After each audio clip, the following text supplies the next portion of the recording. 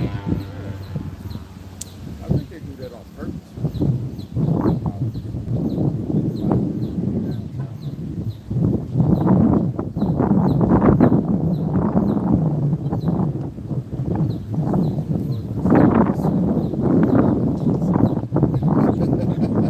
Take me out like that. That's what I was Don't take me out like that, Floyd. in the back of your mind. Natural, and just as a man, I was thinking that time, yeah, man. You got Blades fall up in the sky and got shit. camp today. You have camp with me.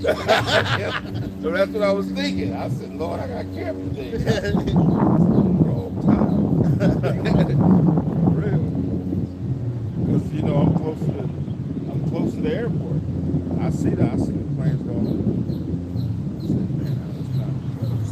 Yeah, all right. Shalom, shalom. We're going to start off with the talk praise and honor and glory. Yahweh, by Hashem, Yahushai, by Hashem, Dash. Once he double honors and give double honors to the apostles, the bishop, elders, great millstones, teachers, word, sincerity, and for ruling well. And salutations to our fellow Akim. They move the camera up some. Turn it this way.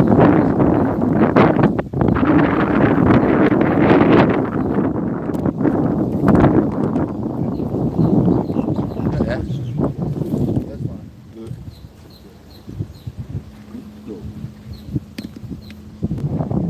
Hey, brothers can hear us. Let us know it's kind of windy.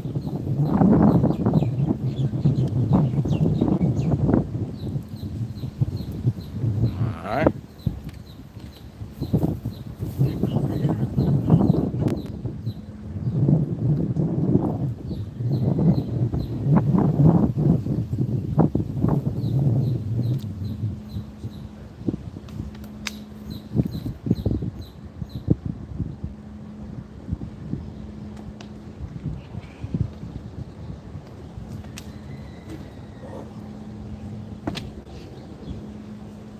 We out here another week to do what? Prophesy and preach the truth of the gospel. Okay? Preach the good news. Can you get that scripture where it says, the kingdom, and as you go preaching, the kingdom of heaven is at hand? I think it's St. Matthew 10:5.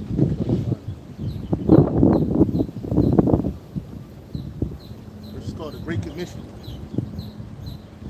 Okay? Come on, brother said they can hear us loud and clear. The water.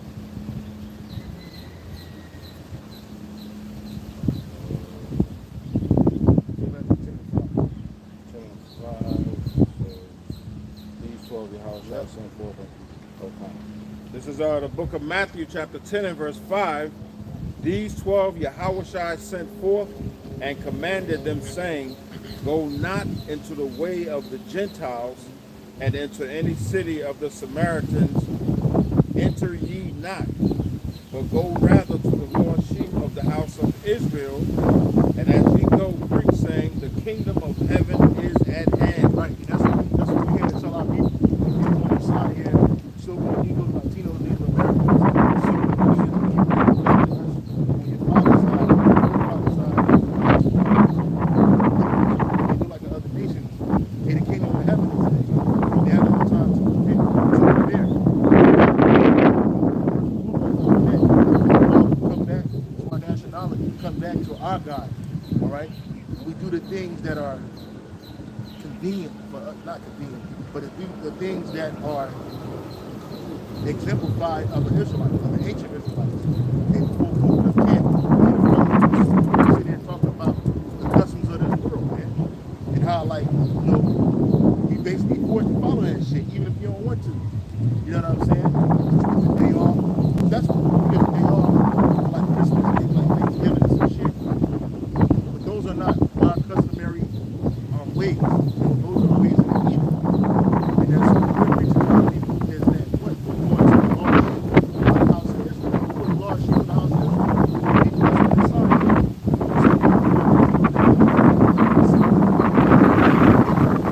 But go back to us, but they go back to us.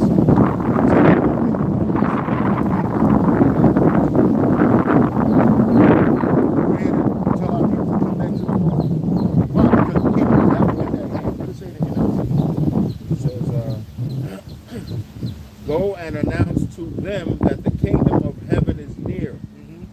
Right, and And in reality, the kingdom of heaven is already here. Why? Because we're here. And the kingdom of heaven is in us. Right?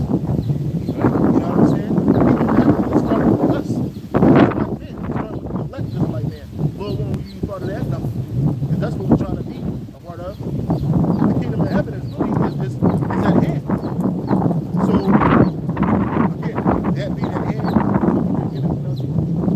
Go, Matthew 10, verse 7. Go and announce to them that the kingdom of heaven is near. right? So we're announcing to our people so that they can wake up and shake off that dust of confusion that they're in. Yeah, I was gonna say, you know, the kingdom of heaven starts with the word Gmshawaii, which is about the grace of God. You know, we were in complete darkness, following after the ways of the heathens, and through the spirit and power of Yahweh, we were enlightened with the word of the Most High, man. So we're doing what? Abstaining from the ways of darkness, and you know, rehearsing the righteous acts, which is what the Heavenly Father wants us to do, man. And the lost sheep, again, going back to that precept, verse 6. So, as you go, This is Matthew chapter 10 and verse 7. Before that. Matthew chapter 10 and verse 5. These 12 Yahushua sent forth and commanded them, saying, go not into the way of the Gentiles, and into any city of the Samaritans enter ye not. right, because this word is not for the natural Gentile. Now, the reason why the Lord told them not to go into Samaria, because primarily, yeah, the Israelites there, but the primary residents of Samaria were heathens, right? That's why when you go to St. John chapter 4, verse 21 on down, he's speaking to a woman of Samaria. Matter of fact, go to that real quick. That's St. John 4 and 21. 4 and 21. It's the book of St. John's, chapter Start at like 19. Chapter 4, starting at verse 19. The woman saith unto Start at 18. 17. Verse 18, John chapter 4, St. John chapter 4. The woman answered and said,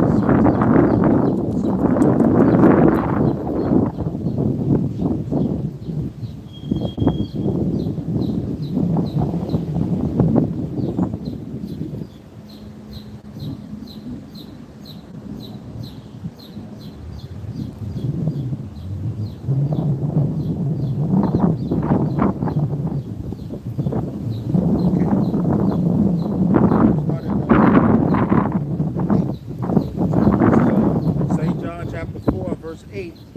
But his disciples were gone away unto the city to buy food. Might be 6. The woman of Samaria. Yeah. I'll start at 6. St. John 4, verse 6. Now Jacob's well was there. Yahushua therefore. Let's start at the top, because there's a lot of meat in there. Okay. Sounds like I got you. Let's just start at the top. Okay. St. John chapter 4, starting at verse 1. When therefore the Lord knew how the Pharisees had heard that Yahushua made and baptized more disciples than John, though Yahushua himself baptized not, but his disciples, he left Judea and departed again into Galilee. Yeah, because they were getting nervous. Some wicked scribes and Pharisees, they was getting nervous because he was drawing many Israelites unto him through the Spirit, right? So Yahushua got up out of the way, and they went to Galilee. They went into Galilee, where the disciples were from. Majority of the disciples were from there. Verse 4. And he must needs go through Samaria. Yep. During that time, the Israelites that knew they were Israelites living in Judea, they didn't deal with the people of Samaria. Even though you had Israelites still up there, because the majority of the people that lived in Samaria were implants. They were children of the people that were set there by Shalmaneser V, because in Samaria, that used to be the land which is called Gmshawaii, Israel, right? So, but they got put out that land by the Most High, that king, Shalmaneser V. And then he put other people up in there. So our people, it was like a wall, a spiritual wall set up against the northern kingdom and the southern kingdom. And they didn't deal with it. Even during the time of Yahushua, that's why he told them, we read it, but go back to Matthew chapter 10, he told them, don't go up into Samaria. Because this word of the kingdom and salvation is not for those people up here. Even though you had Israelites up there at the time, and obviously it was for them, but the vast majority of people that stayed up in that area were heathen. And that's what we're speaking about. Then cometh he to a city of Samaria, which is called Sychar, near to the parcel of ground that Jacob gave to his son Joseph. Now Jacob's well was there. Yahushua therefore, being wearied with his journey, sat thus on the well, and it was about the 6th hour. Verse 7, there cometh a woman of Samaria to draw water. Yahushua saith unto her, give me to drink. Yeah, so here it is, back then, men didn't just randomly talk to women. You know what I'm saying? Because, women got husbands and stuff like that. So even at that point, I'm sure the disciples like, what the hell is going on? You know what I'm saying? But this is all for prophecy's sake. This is all for purification's sake. Verse 8, but his disciples were gone away unto the city to buy meat. Yeah, so they were already gone. So they didn't see him. At that moment, they didn't see him because they wanted to go get some meat. And he was thirsty, so he wanted some water. Go ahead. Verse 9, then saith the woman of Samaria unto him, how is it that thou, being a Jew, askest drink of me? Right, because we didn't deal with them people up there. So it was like prejudice. You know what I'm saying? Like, y'all ain't our people.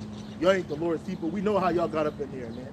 We know what the people that are up in there. So it's like, but you had Israelites living in the area again. So she was like, how does it, one, that you're a man of Judea talking, asking me, a woman of Samaria, for some water? Go ahead. Askest drink of me, which am a woman of Samaria. For the Jews have no dealings with the Samaritans. Right, we didn't deal with them people up there like that. That's why the Lord told them, don't go up there preaching this gospel, because it ain't for those people up there. But it was Israelites that were scattered there. Like at that time, it wasn't set for the time of the Gentiles had not, the time that the spiritual Gentiles, which were Israelites in a Gentile state of mind, it wasn't for them just yet. Because Paul had to come in. That was his job. Then eventually it became Peter's and the rest of them. Because they didn't understand it back then.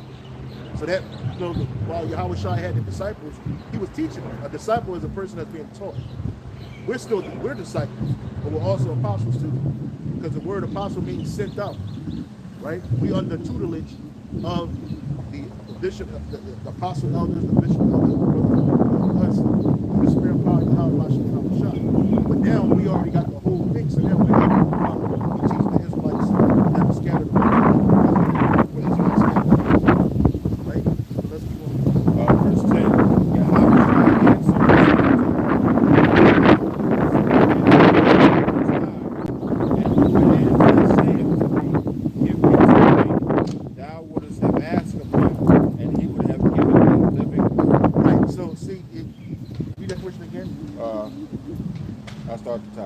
Verse 10, Yahushua answered and said unto her, if thou knewest the gift of the Most High. Right, because then how would she know the gift of the Most High? The Spirit was on her. If the Spirit of Yahushua, that only dwells with the Israelites, the elect of the Israelites. Because you got elect women out there too. If she was one of our people, and she would have, the Spirit, she would have known that, hey, this is the Most High's son. This is Yahushua, the Messiah. So you would have hurried up and gave him that water. Like, here you go. And he would have gave you what? Living water. But you just word of truth, right? Which would have given to her, she would have received it and held on to it. Salvation was coming up to you. To the Messiah. One who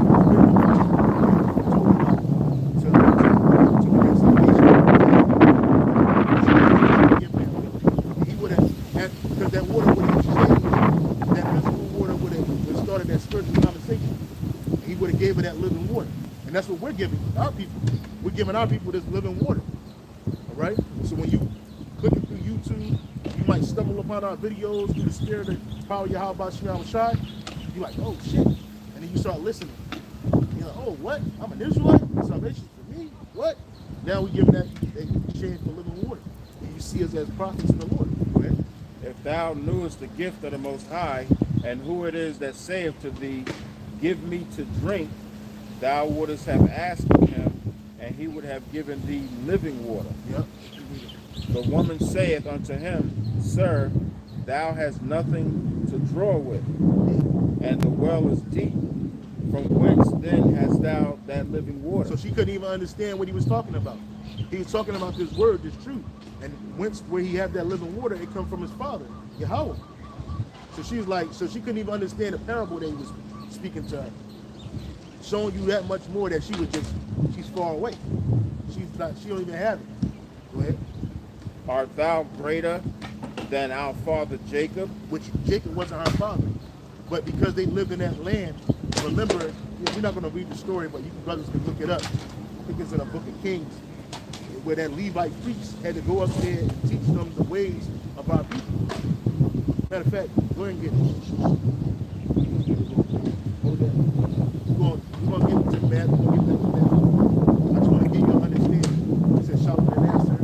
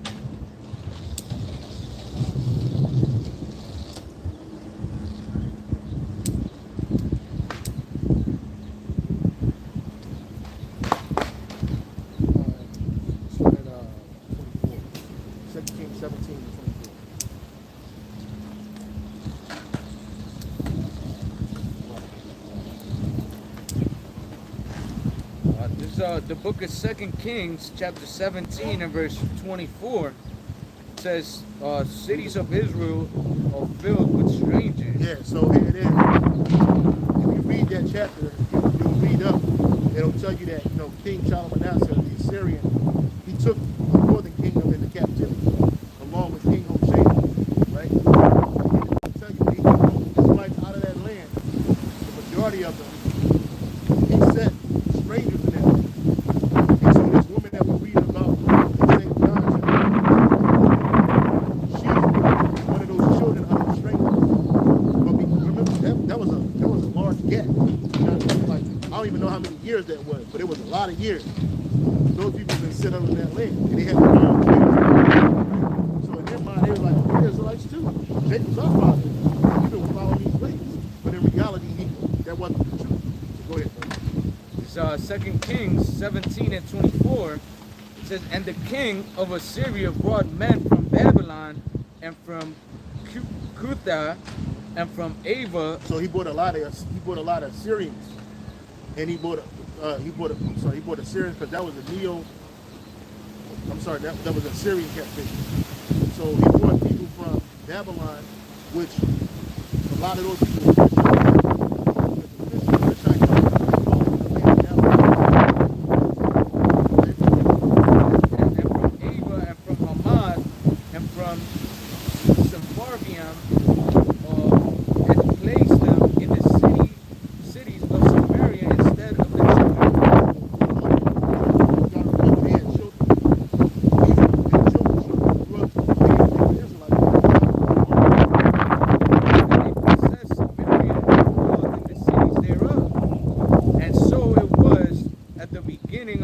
dialect there, that they feared not the Most High. Therefore the Lord Yahweh Ba'Shem Yahushai set lions amongst them, which slew some of them. Right, and why? How did you know they didn't fear the Most High? Because they were worshiping their idols. See, Solomon answer didn't care what God these people worship. He just wanted them in that land so he could control them. Because he was taking the children of Israel, the northern kingdom, into captivity. All right. So these people, they didn't. It says they didn't fear the Most High. Read that portion again. It says that they feared not the Lord, therefore the Heavenly Father sent lions amongst them, Yeah. which slew some of them. Right. So here it is. You got lions running through the cities of Samaria, killing these heathens. And they're like, what the hell is going on? Because they didn't fear the Most High.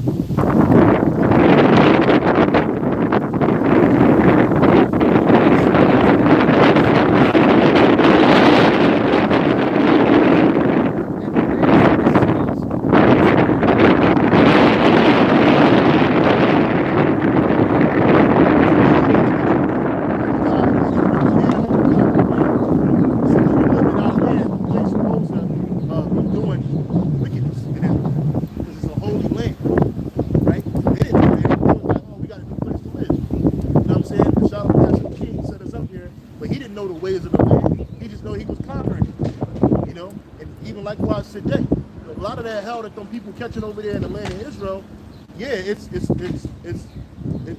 derived from a secret agenda for them Edomites to take the whole land and then do what they want with the land. But a lot of the hell they ain't catching is because of all the idolatry and the wickedness in there.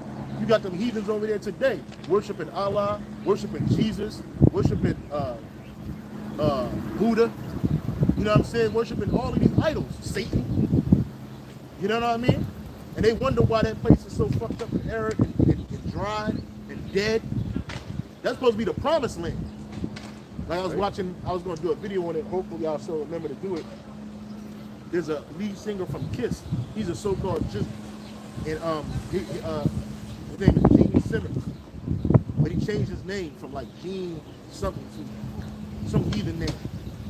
Anyway, long story short, he was excited about America. He is excited about America. He said America is the promised land. He said, when people talk about the promised land, he said America is the promised land. He oh, wow, he just dumbass idiot. Yeah, he just ran right into a whole fucking cancel driver too. Yo, That's simple what ass. Why God do you fucking miss that shit? That's simple ass. I think it's a woman. That's a prostitute. Doesn't matter, motherfucker. Yeah, heathen, man. Yeah, they can't do shit. They ran it straight to a light post. Concrete base. Yeah, ain't gonna park next to my shit. Yeah. Don't hit my shit. Non-driving asshole. Anyway, what was I saying? So this guy said that America is the promised land because he came from Israel. He was born in Israel. He was born in Haifa, Israel. I think he's like a so-called Sephardic Jew. Right? He ain't no Israelite. You can tell his dude's a devil. He's a demon. But see, you come over here, you can do whatever you want, and you can flourish. And that's why he called this place the Promised Land, because he came from a land where he was being marginalized. His mom just came out of the fucking so-called Holocaust. Right? She was a Holocaust survivor, supposedly. So he didn't speak no English. All he knew was German and a little bit of Yiddish. Right? So this nigga, he was born in Israel the year after it was founded. So he was born in 1949. All he knew was that shit. And his mom was poor and it was fucked up. His dad was doing something else. So he came to America and he completely flourished. He got wealthy, he got rich, he worshiped Satan. It was, he was a rock and roll Hall of Fame legend. So in his mind, this place is the place of the promised land because unlike when he was living in Israel, he couldn't flourish. He wouldn't be able to flourish. He was a beggar. But he came here and he was begging. Well, that's what the land in Israel was supposed to be. Good and plenty. Milk and honey. Right? But that's only if you follow the laws and the commandments of the Lord. If you don't, the land's going to be cursed. Because now the curses are on the people. And that's what's going on today. And that's what went on back then with the heathens. The land was being cursed, one, because of their presence. Two, because of their idolatry. Really, one, because of their idolatry. Two, because of their presence. and they ain't the people of that land. So the Lord's not going to make that land flourish for people that don't belong to him. So what did he do? He was like, these people are in the land doing the same thing his people were doing. They got kicked out of that land, which is what? Idolatry. So these land, they started catching hell through them lions, and they started killing people. They're like, well, what's going on? You brought us to this land, and we don't know the customs of this land. Let's read it again. It says, wherefore they spake to the king of Assyria, saying, the nations which thou hast removed and placed in the cities of Samaria know not the manner of the power of the land. Therefore he has set lions amongst them, and behold, they slay them, because they know not the manner of the God of the land.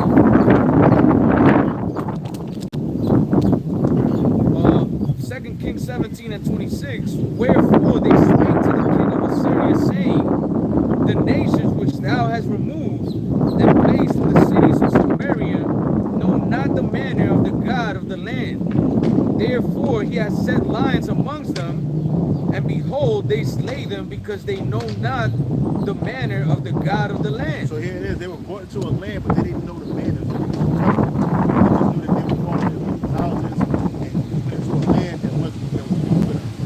They didn't know the customs of that land. They didn't know the customs of the God of that land. So therefore, they started being attacked. Verse 28, then one of the priests, they carried away from Samaria came and dwelt in Bethlehem without, and taught them how they should fear the Lord.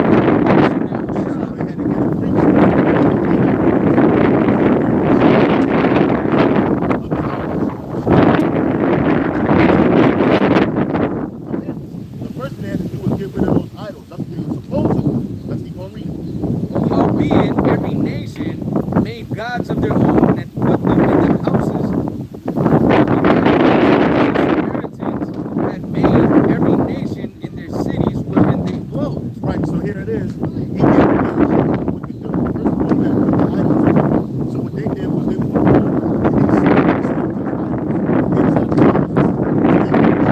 So that showed that our power wasn't in them. Like it says in Psalm, they don't know the natural laws. They don't know fucking skateboarders in my mind. The black is annoying as fuck, and may the Lord destroy them. That's again, like here it is. We're out here praising the Lord. We're out here doing what our forefathers were taught through the spirit of power Yahweh Shai. These people ain't thinking about the Most High. Just like them heathens in the land weren't thinking about the Most High. Just like that woman in the well, one of those children from them heathens that was still up in the land. You know what I'm saying? They're not thinking about the Lord. They like, you think an Edomite like that woke up today and thought about the Most High, His laws, statutes, commandments, you know, ask the Lord to bless him. Oh, this nigga just jumped on the skateboard all dirty, because you know them niggas don't wash up like that, funky and shit. He got with his buddies and started fucking skating. And again, these people don't think on the Lord. They don't meditate on the law, statutes, and commandments of the whole side. They don't meditate on the fear of Yahweh because they don't know it. It says, and the man of Babylon made Sukkot Binah, and the man of Cuth made Nergal, which are idols, and the man of Hamath made Ashima, and the Avites made Nabaz and Tartak, and the Sepharvites burned their children in fire to Adramelech and Anamelech, the gods of Sepharvaim. So basically, the same idols that Jake was worshiping, Molech, all these idols killing their children. This is stuff you got to put out the land for, like today. You go to the state of Israel today, they go to Tel Aviv, they got the biggest homosexual parade on the planet Earth. Nothing but, what you call that shit? Nothing but, moles, yeah, that. What's the word? Sodomites. Sodomite activity going on up there. And these people supposed to be the Lord's people, man. Supposedly. Because that's what they were taught. They didn't say anything else. At first, they lived in Samaria. Then the heathen took the whole land. From Arabs took it, during the Arab conquest. Down the Edomites took it. doing a backward declaration, then you just got a whole bunch of heathens there claiming to be the Lord's people, but they doing what they want to do in that land. And that's why that land is being terrorized right now. Because when the true children of Israel get in that land, we're going to be worshiping one God. We're going to fear one power, and that's Yahweh Shah. It ain't going to be no, we're not going to be living up there. Heathens not going to be living in our land and living in our land, worshiping any and every God that they want to. Hell no. Not even secretly, they're going to be doing that shit. You get caught doing that shit, you're going to get put to death. Which they're not going to do that in our land. They're going to have to do that shit in their land. And they're going to get put to death. Because there's no other God but Yahweh Shah. Right. You know what I'm saying? You're going to slip this the whole time, bro. That's not going to happen, bro. And we ain't going to have to sit there with you every 5 minutes and make sure you're doing the right thing. No, the Spirit going to condemn your ass, man. And then when it's time for man's judgment, we come through, you already know what time it is. Man. You know what I mean? Don't ask why it's happening. You're going to know.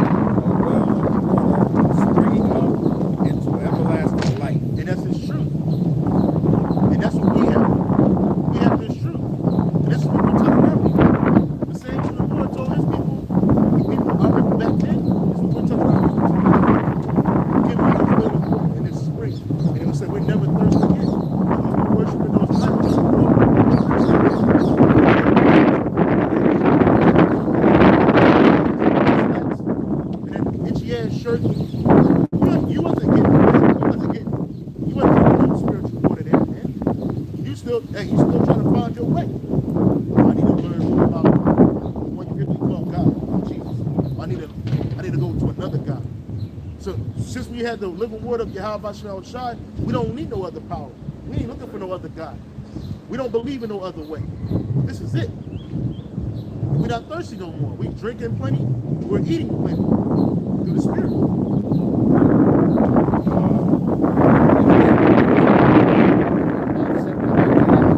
40 years from Shalmaneser to the time of Yahweh Shai. Yeah, that's so they really believed that they were the people, man.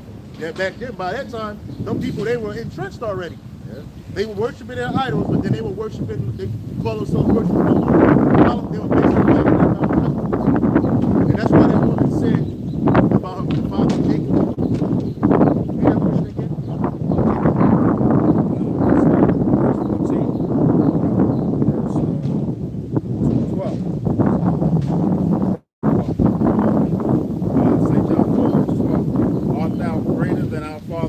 So by that time, she assumed that Jacob was her father. She's like, are you greater than our father Jacob? And he is. He's the father of Jacob. That's right. That's Isaac, man. You know what I'm saying? He's the son of the living power. Hell yeah, he's greater than him. He's greater than Abraham. He's the Most High son. Go ahead. Right. Art thou greater than our father Jacob, which gave us the well? Right, so she think that all she can think about is the physical, carnal aspect. Yes, Jacob set that well up, but why did he do it? He did it in reverence to his power. Yahweh Shah. That's why he did it. Because the Lord did something spiritual and remarkable for him. So he said, I'm going to set this well up right here. Right? All she could think about was Jacob setting that well up, that physical well up, but that he gave you physical water. Well, he set up a well for physical water for his children. Right? But Yahweh Shah bringing you that spiritual water that you would never thirst again. Okay? And drank thereof himself and his his children, and his cattle. Verse 13, Yahushua answered and said unto her, whosoever drinketh of this water shall thirst again. Right, because you drink water once. Like I was just drinking water, and I'm still thirsty. You know what I'm saying? Get you some water, bro. God, the water. You know what I'm saying? But that's the truth. You see how the brother, he said he was thirsty, and he went and got some physical water. But I guarantee he's not spiritually thirsty. He's good. He's full on that. And continue drinking. So we ain't going to thirst again. Spiritually. Go ahead. Oh, it's right.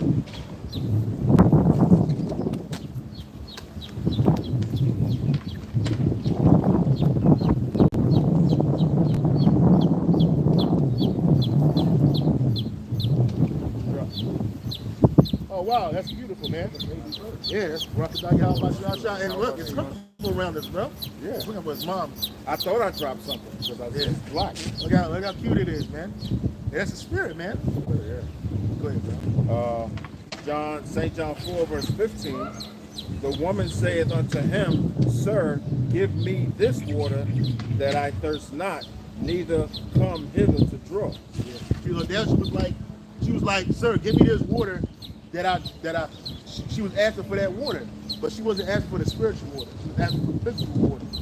She was basically being sarcastic. Give me this water, but I ain't gonna be thirsty again. So I don't have to come to this well again. Go ahead. Verse 16, Yahushua said unto her, Go, call thy husband and come hither. Right, because he ain't dealing with the woman. He's dealing with the man. He's like, look, like we would tell a woman if she came up, like, yo, go with your husband. So we can teach him and he can teach you. That's order. And she was like, how you know I got a husband? Come on, go ahead. Watch this. That's a good point because that point is missed a lot. Yeah. I mean, not missed, but less spoken. Yeah. Verse 17, St. John verse 4, the woman answered and said, I have no husband. And she lied. Yeah, she lied to the Messiah right then and there. He's like, what? Woman, you got a lot of husbands. You a whore. Go ahead. Verse 17, the woman answered and said, I have no husband. Yahushua said unto her, Thou hast well said, I have no husband, for thou hast had 5 husbands. But no, we didn't NLT.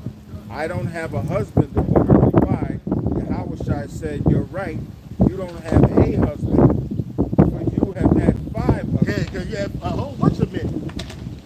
Because what makes a man a woman's husband? When he lay down with her, man. The guy that broke her virginity, that's her husband. That's the one she's supposed to stay with. But this bitch is like, no, I don't like him. She moved on. Well, he cheated on me. We broke up. Then she moved on again. Then she just giving the pussy away. He said, man, you had 5 husbands, man. Fuck you mean you ain't got no husband? Go ahead. For thou hast had 5 husbands, and he whom thou now hast is not thy husband. Yeah, because he wasn't the one that broke her, took her virginity. You've had 5 husbands, and the man that you with right now, he ain't your husband. He's just some nigga it's his turn. Go ahead. For thou hast had 5. That's what's happening right now, worldwide, man. Especially with the people on this side here, man. You know, a lot of us brothers ain't had no virgins. I had one, but she ain't my woman no more. So now what? You know what I'm saying? We ain't got shit. Every woman you deal with in this world, if you didn't take her virginity, it's just your turn, brother. You might even got kids with this woman. Well, instead that our wife was gonna be a harlot in the streets, right? Just like she was a harlot in the streets. Right? So thou hast had 5 husbands, and he whom thou now hast is not thy husband. And that sayest thou truly.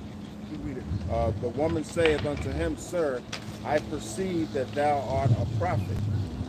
Our fathers worship in this mountain, and ye say that in Jerusalem is the place where men ought to worship. Right. She said, our fathers, why did her fathers worship in that mountain? Because that's what they were taught. That's why it wasn't for her. She was like, once he told her that she had more than one husband, and then she told her that the guy that she went to at that moment wasn't her husband, she like, oh, you must be a prophet. If you know all of that, you got it. I think you're a prophet. But see her, go ahead. When she is, she's the greatest. That's right. Yahushua saith unto her, Woman, believe me, the hour cometh when ye shall neither in this mountain nor yet at Jerusalem worship the Father. Ye worship ye know not what. We know what we worship, for salvation is of the Jews. Right, says you worship, but you don't know what you're worshiping. We know what we worship. We know that we worship Yahweh. But it's for us. See, he worship, he don't know what we worship, for salvation is of the Jews. You read it? Verse 23, but the hour cometh, and now is, when the true worshipers, Read 22 again. 22 again, time. And real Salakia. quick, Salakia, and that's pretty much what's happening to Jake, but the opposite way. You know, you don't know what you're worshiping. You know, now you worshiping heathen idols, man. That's gonna bring you what? Destruction. Yeah. But like we're going into, man, we're bringing you what? The living water, the true gospel, the good news of what? Of Yahweh Shem Yahushai, man, which is the only power, and it's our power.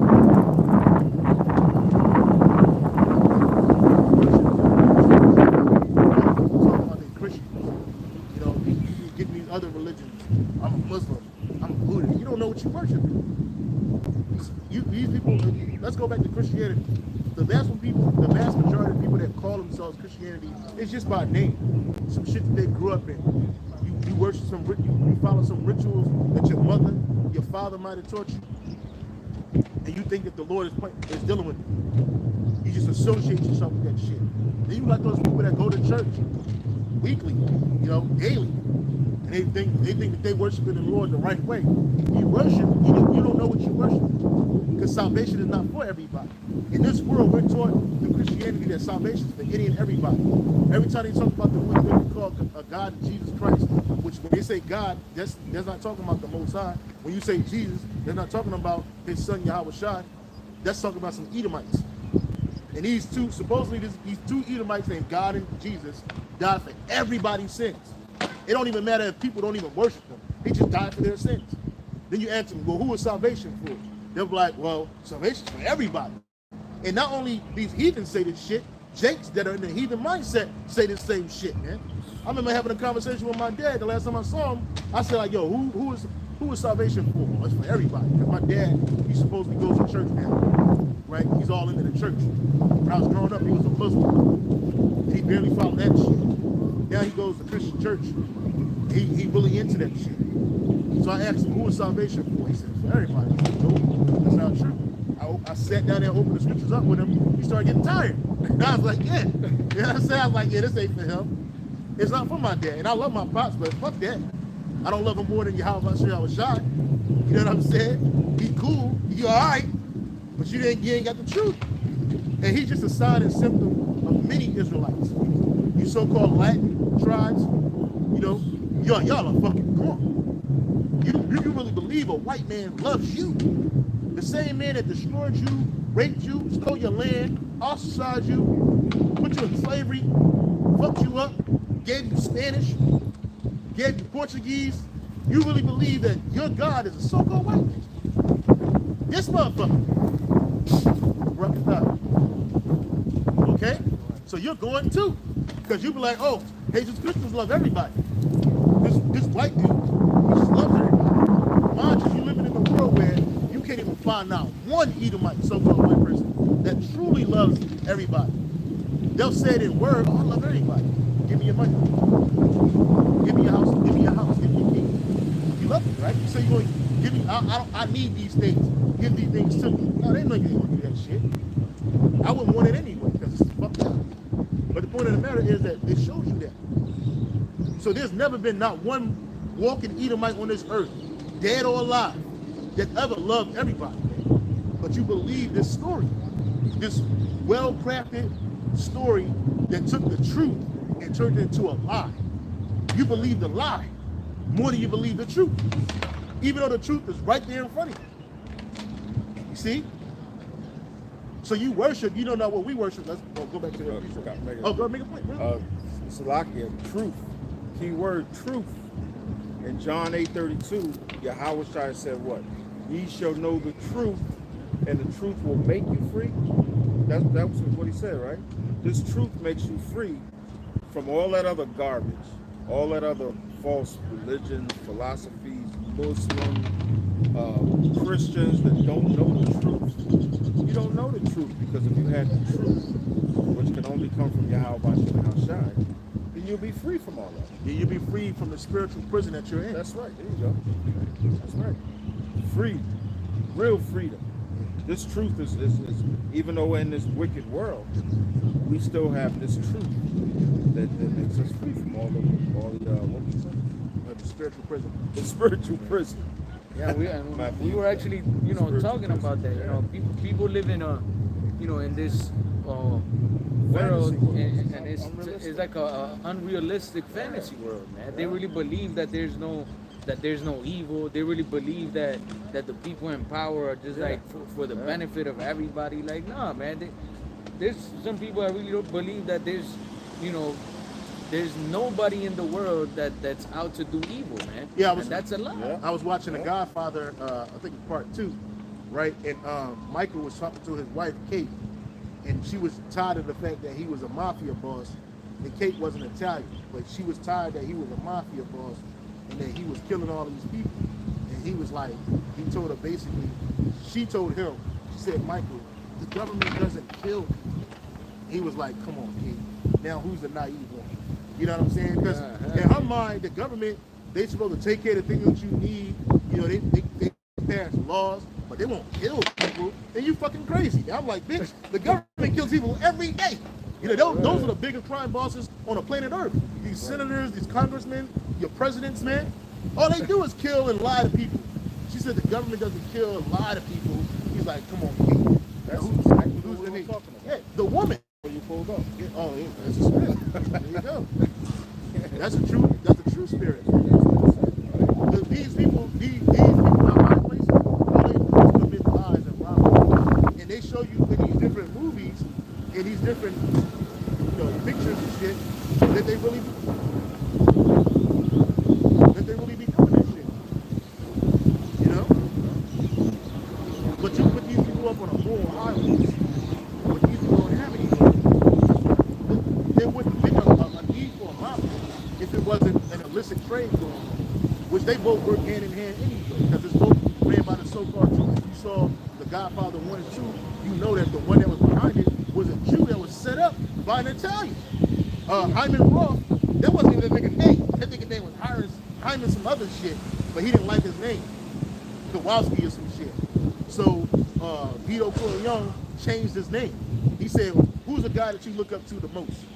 He's like, he said some dude named Rothstein.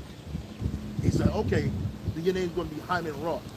So he just took that name and ran with it. But he became so powerful behind the scenes because these Italians always need a Jew to back them the fuck up, right? But these same people that you think that is the Lord's people, these people are behind egregious things that happen on this earth. You know what I'm saying? So, and then a lot of those senators and congressmen, they were bought and paid for by Vito Corleone, man. He had a pocket full of fucking judges, senators, congressmen, all kinds of people, bro. Paid them off, man, so they can control him, so that he can run his illicit trade. And then these dudes try to act like they're on a moral high horse. And if you watch The Godfather Part 2, the senator that basically tried to swindle Michael when he got to Nevada, hey, this nigga got caught up with a bitch. They put that bitch to death, and they said he did it. So now he was in their pocket forever, man. Like, nigga, we got evidence that you killed somebody, man. He tried to clean it up. He's like, no, because he was a freak. He tied the bitch up, had sex with her, do some weirdo shit with her. But then he passed out, and he put her she was all bloody and dead. And then when Michael's secretary said, she had no family. How did he know this? She had no family, nobody to care about her. She was just the Lord. You know? He said it's a good thing that you called them, not the cops. You know what I'm saying? But really, it was all a setup anyway to get this nigga and then once they got him, he was talking all the nice. At first, he was like, I don't like you.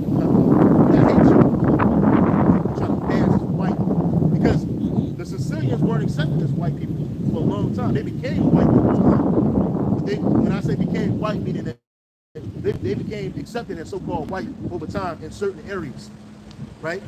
But they weren't always looked at, especially Sicilian Italians. Those are Jakes, man. Those are Israelites down there. And it's a lot of Israelites in Italy and all around Europe. But a lot of the Edomites were concentrated in the north. They call them Neapolitans, man. You know? That's another story for another time.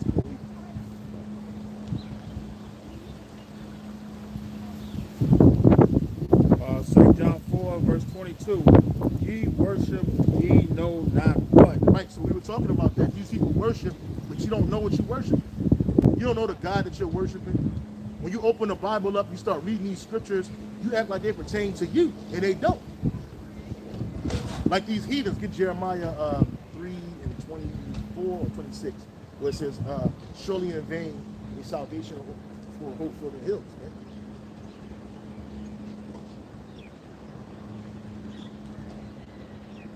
No, it's 3. Go back to 3. I'm not going to 3. Truly in vain, right there, 23. Jeremiah 3 and verse 23, it says, truly in vain is salvation hoped for from the hills and from the multitude of mountains. Truly in Yahweh Ba'ashem Yahushua, our power is salvation of Israel. Right, so it's vain for these heathens to think that salvation is coming for them. First of all, they're doing nothing to earn salvation.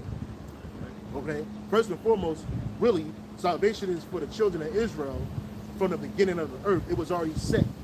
Really, we can't do nothing or not do nothing that's going to make salvation guaranteed, except beyond being an Israelite. Because salvation is only for a group of Israelites. Ultimately, it's going to be for all Israelites. But there's nothing you can do to earn it. It's given to you, right? But you have to do things to show your work for it. So what? Your works through your faith through your works. That all helps. That all is a combination of those things. Giving diligence. But the only people that would do that is an Israelite. So you got these people running around here, multi-million-dollar churches, billion-dollar churches, these big-ass church groups, these different sects of churches, Christianity, Jehovah's Witness and shit. That's a set of Christianity created by Edomite, right? Then you got these other ones, Lutheran, Methodist, Mormonism. Edomites created that shit. But billions of people follow these different Catholicism. Edomites took that over. And this show you so how perverse, to show you how perverse the Catholic Church is. Recently, they just granted trannies rights, and now they can be your godfather and godmothers. Which that's, when you talking about that mafia shit, the Italians, they take that shit serious, man. They take that godfather serious, man. That whole Christian shit. So now a tranny can do that shit. You know what I'm saying? So it show you that the head of the mother of these Christian churches is abominable. How much more they're just as even more abominable. Because they do the same shit. But they have you thinking that, look, by going to these churches and following these ministries or movements of men. Like it says Isaiah 29:16. It might be 13.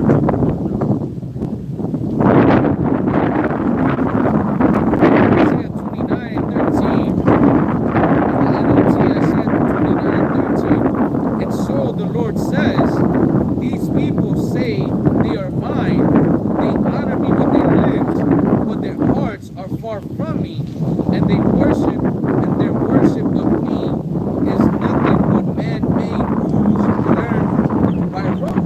That's all it is. These people, they worship the Lord. First, that was because they do the same shit. Even during the time of Yahushua, those high priests and scribes and Pharisees, the wicked ones, they were just making up laws and ways. They were adding to the law. They were taking away. They were adding different rituals and shit. And that's how these people thought that by following these things that they were actually worshiping the Lord. But in reality, they were just doing it with their mouth. Because read that portion again. It says, and so the Lord says, these people say they are mine, they honor me with their lips, but their hearts are far from me. They With their heart is their minds, because they honor the Lord with lip service. But in their mind, they were just sitting like a motherfucker. They couldn't wait till the whole thing was over so they can go home and do some more wickedness, man. Go ahead. and their worship of me is nothing but man-made rules learned by rote. And that's what you look at Catholicism. They're nothing but man-made rules. Man-made rules learned by rote. Look at the term for rote, R-O-T-E. Look, in the definition.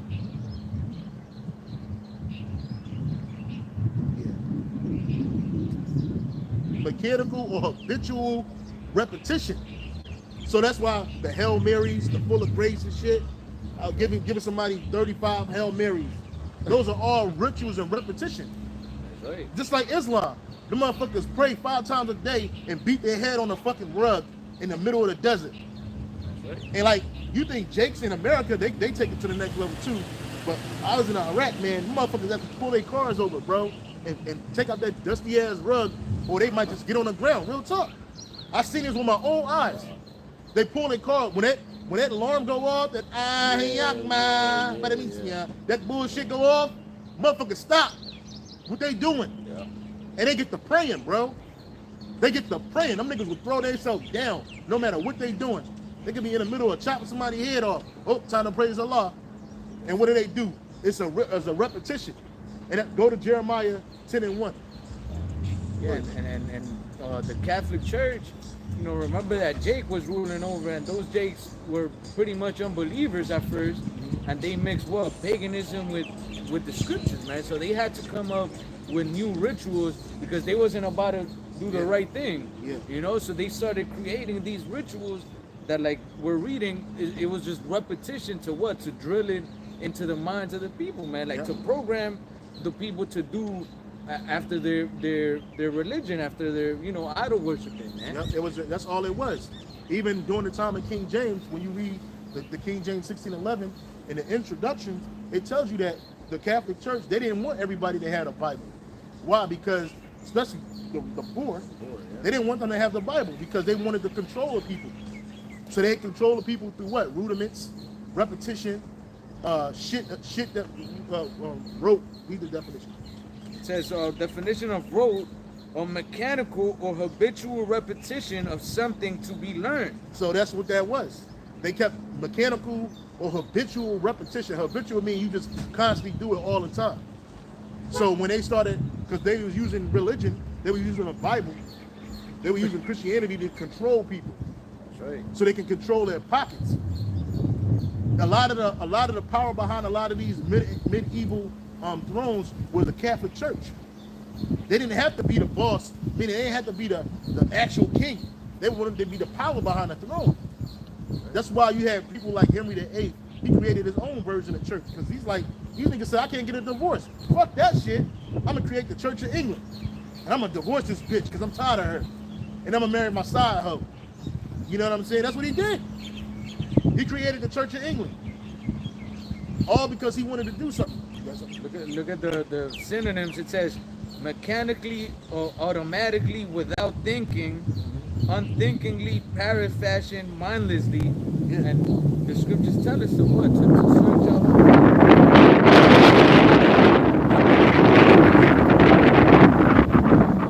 ideology or especially about the government. Man, you gotta make sure. That's why the Church of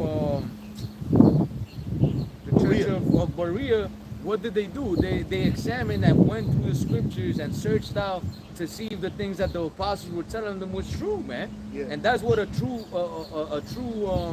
believer does. Oh, I'm gonna believe in something, then let me go find out.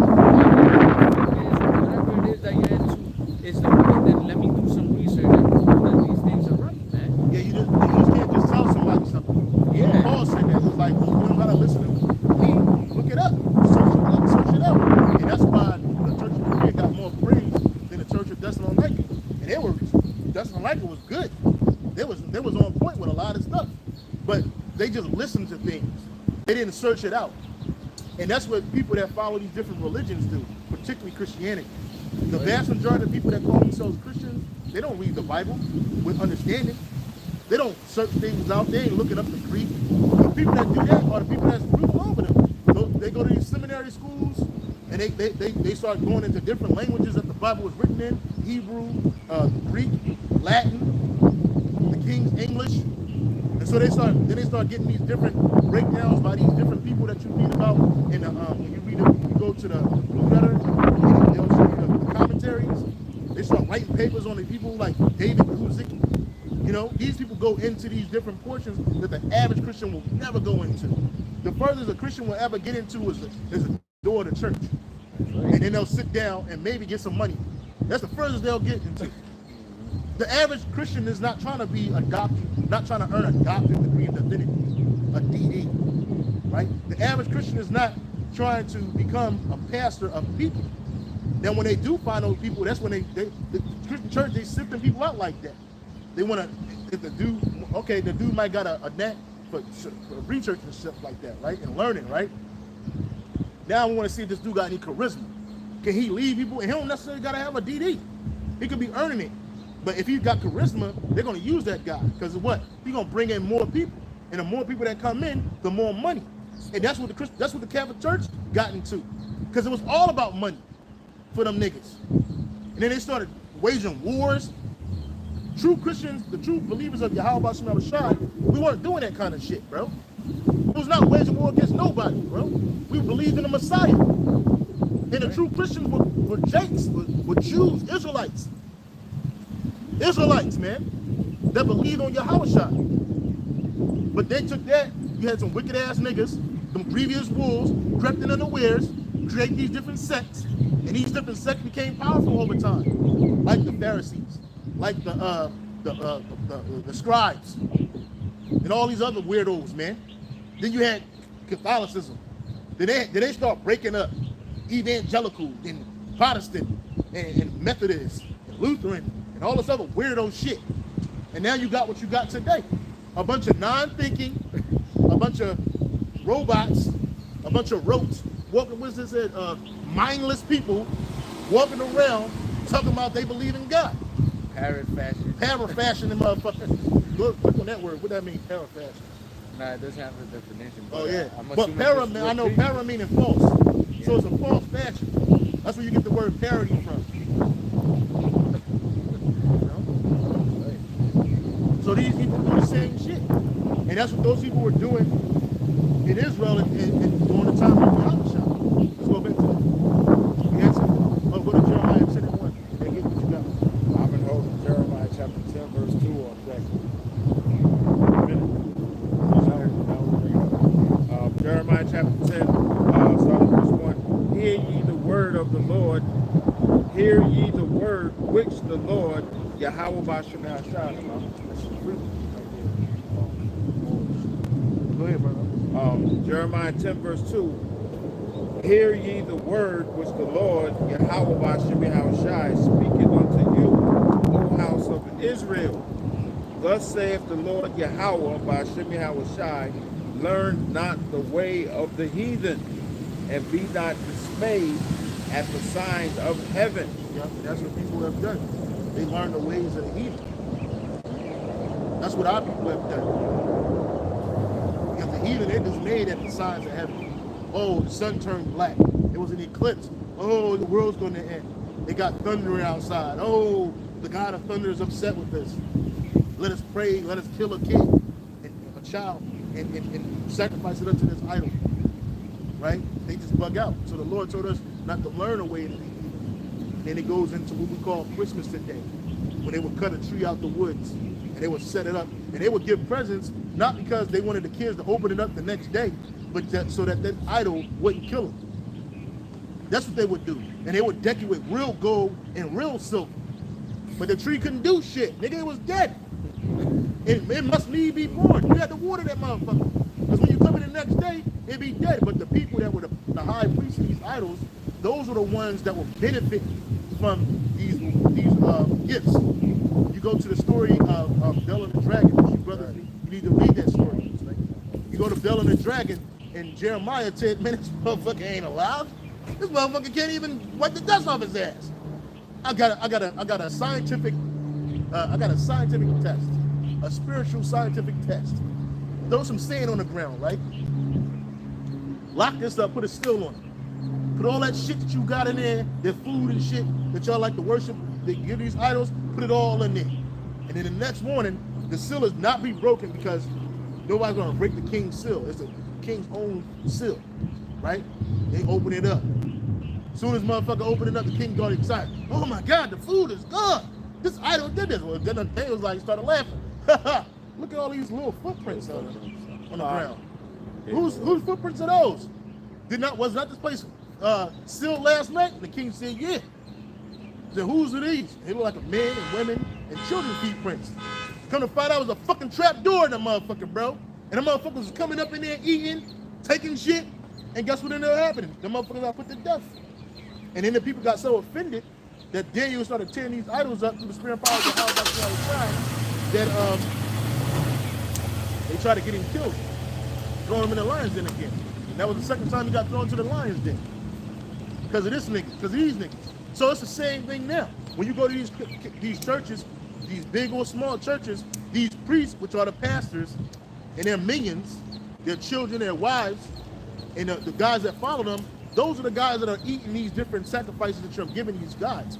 This idol, Jesus. The money is basically the money. Because they don't want nothing else. They want that money. You get the money, they can live rich. And nobody can't ask them, nobody asks the priest what they're doing with the money. It's the same thing with them Edomite idols that they worship. Over there, they cut the women's hair off throughout the year. Like twice a year, they cut the hair off. And guess what the priest doing with the shit? They got the hair care industry in the back. They taking that shit, they selling that shit off. Yeah, they cleaning it up, straightening that shit out. And they making millions and billions off the hair care industry, selling it to the Chinese and the Koreans. They buying it at a wholesale rate. And these motherfuckers is woke. Now you don't see it because them Edomites, they dirty. They like the filthy shirt, the same pair of slacks, funky as fuck, no deodorants. But they got money. And they sending their kids to school, they taking trips, they creating other businesses. You know what I'm saying? Real talk. It's the same thing that's happening today. And you don't even know it. And these dumbass heathens, they think they worshiping some idol, whatever hair god, bald-headed god that they worshiping that need their hair. And they really believe that they're doing this and their sacrifices is getting them something. And it may be. You can say they put a little blessed hair in there. In their mind, they grew up like this. Their hair can grow back. They ain't tripping on that shit. You know what I'm saying? And then they can sacrifice it again the next year to their idol. Now, mind you, you got millions of people doing this shit. So now we got millions of people doing this shit. This shit is getting big. It's getting big now. No, and I was gonna say in the Apocrypha it speaks about how Wisdom of Solomon 14, it speaks about how idols come about, man. And like the brother was going into, man, you know, there's certain, you know, people that have like a spirit that's like in a higher frequency that like look at situations and be like, oh, I could fool these people into some shit. And then they'll start like an example of the thunder. Oh, boom. People see that these people are scared of thunder. Oh, I'm gonna go to these people and be like, oh, you know, this is the God of thunder, and you gotta worship him. We gotta make an altar and shit. And then they see the benefit, man. And then as they get more and more followers, guess what happens?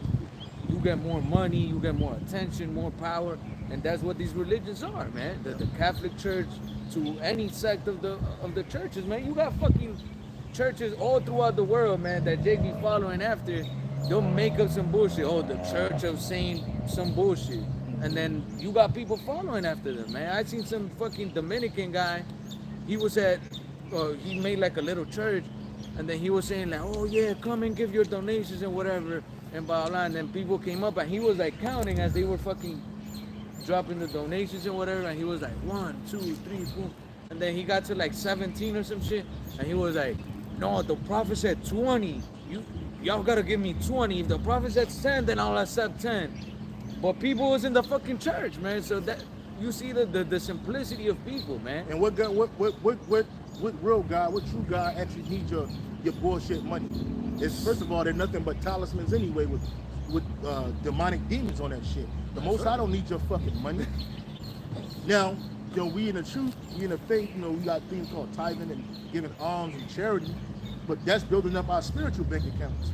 And it's helping other brothers, chiefly the apostles, the bishop elders, the brothers on down, you know, the brothers in the camp.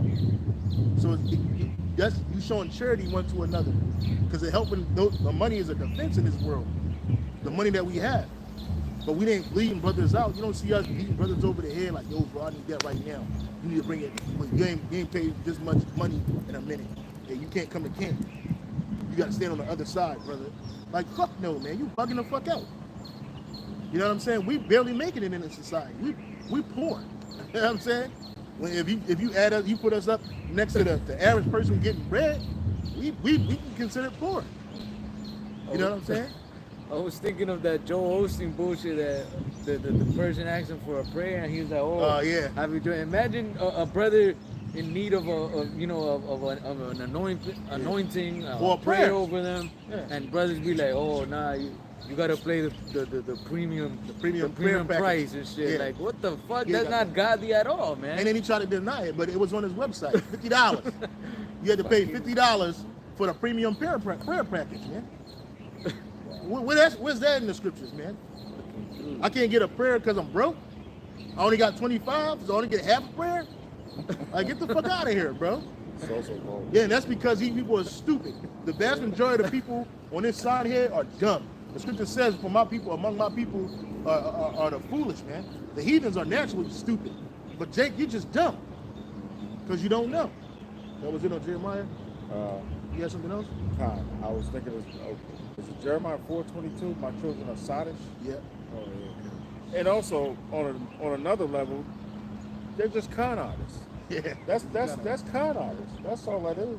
And con man is a confidence man. He That's takes your it. confidence. He just takes your Yeah. your stupidity too. Yeah. He uses your stupidity against you. Right.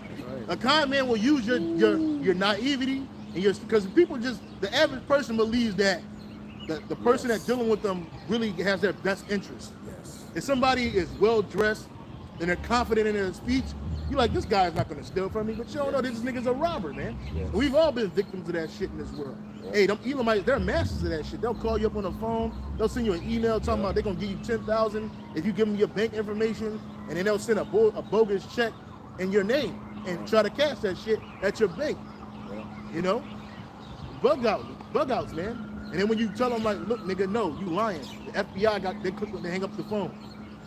They got motherfuckers, they got the audacity to call you, tell you that your social security number is about to be canceled because it's been compromised. Cancel my shit so I ain't gotta have no more debt. Like, but they don't see these people the average person don't know how the social security system works. And these East Indians, they bank on that shit. The old person, they want an old person. But what do you mean they're gonna cancel my thing? So what do I need to do to stop it from happening? We need to give us $600. And the person will give you $600. And then they just skate off, they just got money. This dirty ass, filthy ass thing. And these people work for telemarketing companies in their countries. For them, it's a real job. But for the people that's making the money at the top, Raj and his girl, Raji and his bitch, they're skating off, riding around in big Mercedes Benzes, because that's a sign of affluence in these countries.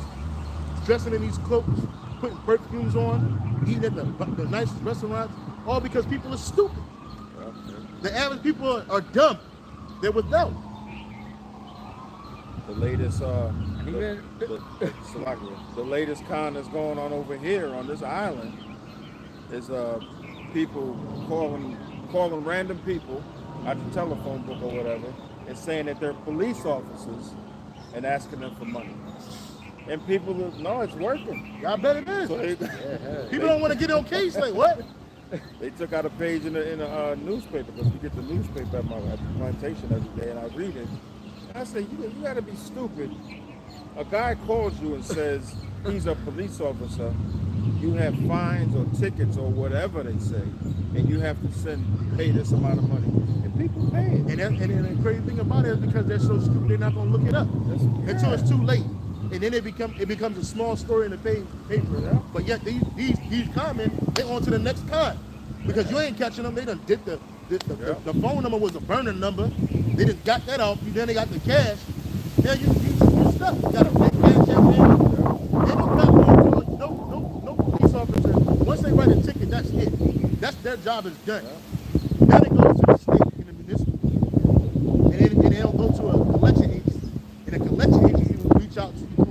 letter or email, a good official email, mainly a letter, saying that you owe this amount of money. You got to pay it. And then you can go to the local government website. See, people, this is too much thinking for the average person, bro. Yeah, like the scriptures say, the simple believeth everything, everything, but a wise man looketh well to his goings. So yeah, if you trying to do that to a brother, the brother's gonna be like, oh hell no, before he even answers to anybody. A brother with some sense. Yeah, a brother with Because you some got sense. some young brothers out there that's easily fooled. I mean, even people with money, you had that fucking Nigerian that sold the airport or fake airport to China, bro. I'm like, what the fuck? Yeah, he was like a few $100 million. Yeah, I'm like, It was like he sold, and he said he was in the right. It was their fault that they didn't do their due diligence. exactly. He didn't get locked up for that shit. He said, I did sell an airport. It was a model of an airport. And then you motherfuckers bought that shit for all kinds of money. And he just skated off. You know?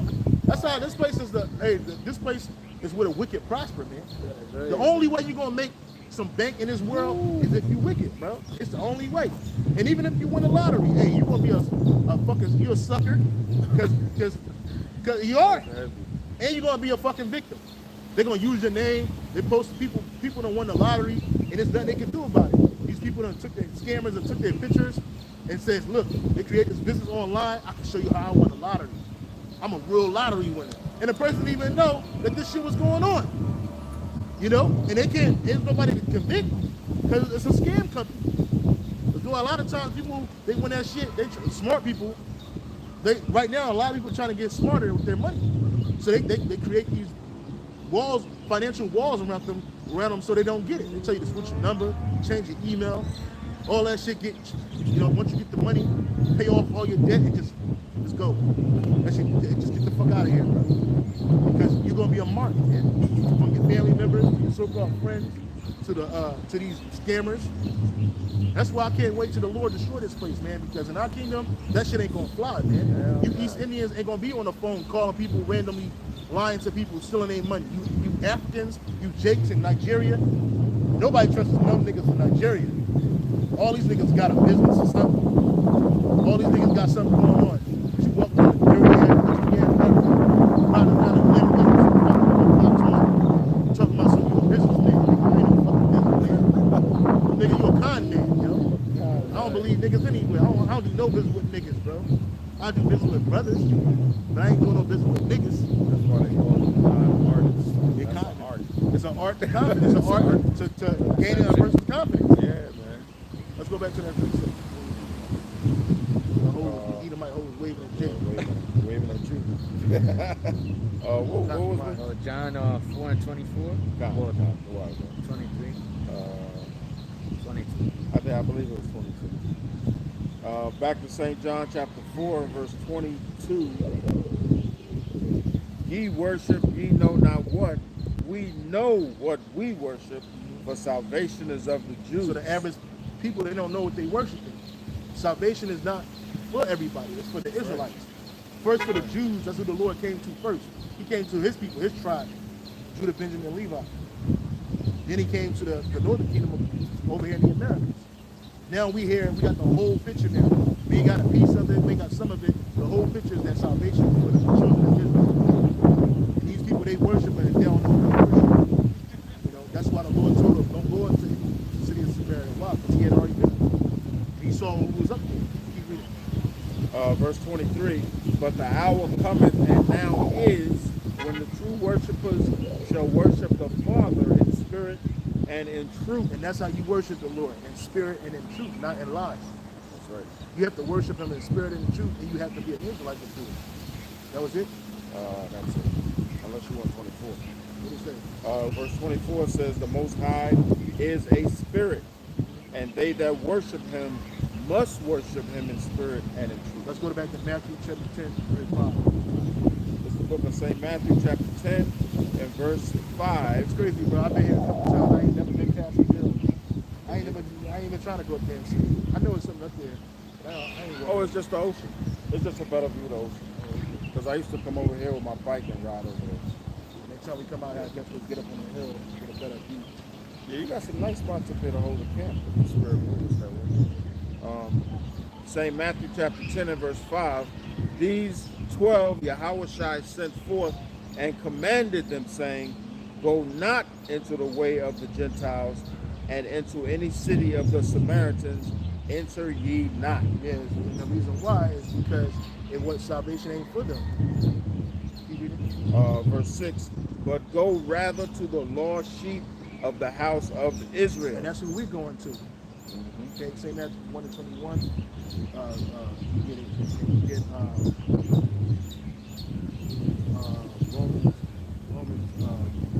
Acts 5:29. Salvation is for the Israelites, man. And that's what we're telling our people. Salvation is for the children of Israel. Real quick, before we get any of those precepts, just the book of Romans, chapter 11, verse 1.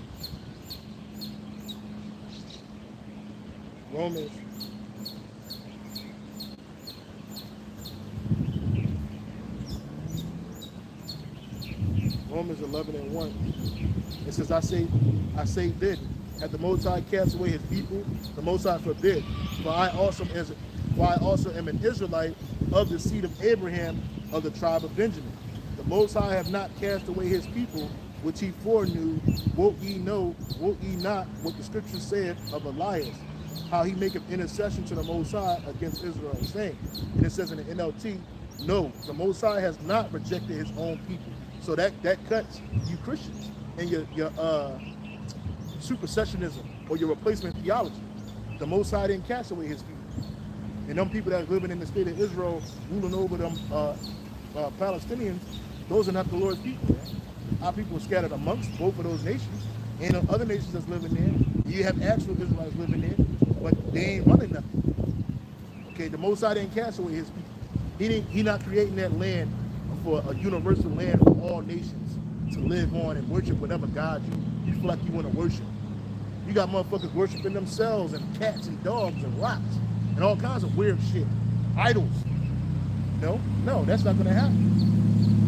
It says, whom he chose from the very beginning. So the Lord chose a nation of people from the very beginning. From the beginning of what? The foundations of the earth. Before any of this was formed.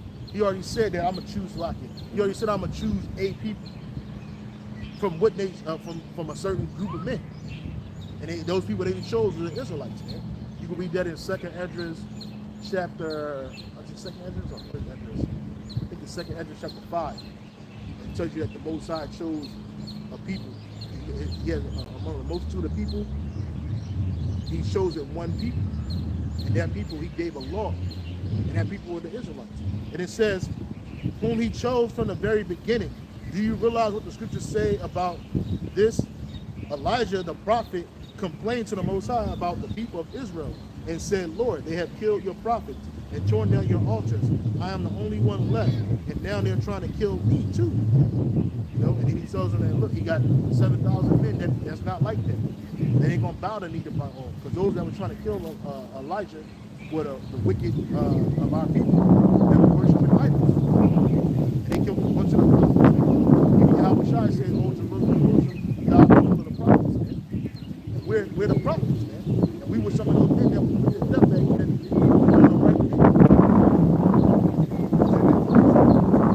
It's in the book of Isaiah 49 and start at verse 13. It says, sing, O heavens, and be joyful, O earth, and break forth into singing, O mountains, for the Lord Yahweh Ba'ashem Yahushua has comforted his people, and will have mercy upon his afflicted. But Zion saith, the Lord hath forsaken me, and my Lord has forgotten me.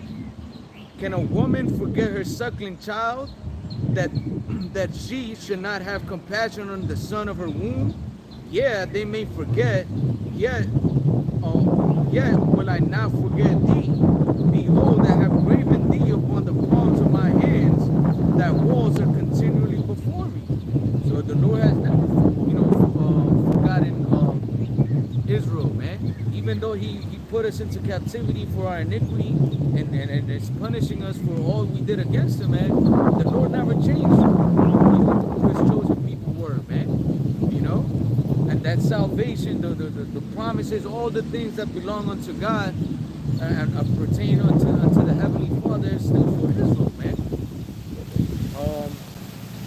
This the book of St. Matthew 11 and 21, and she shall bring forth a son, and thou shalt Salakia.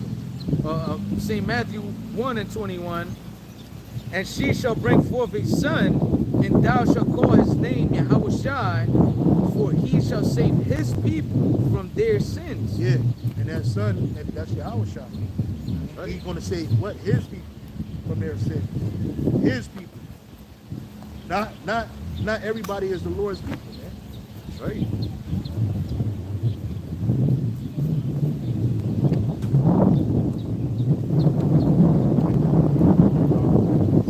Acts 5. Not yet. How about Romans?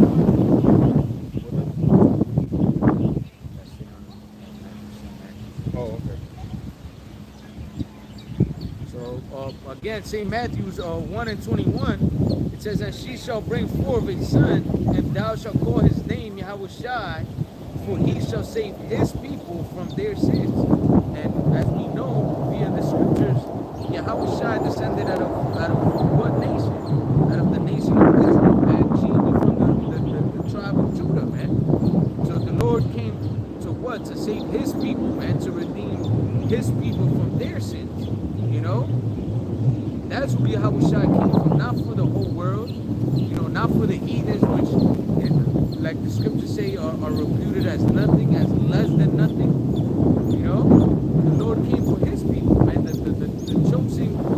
chosen seed. Little bird is lost, man. He's looking for the nest.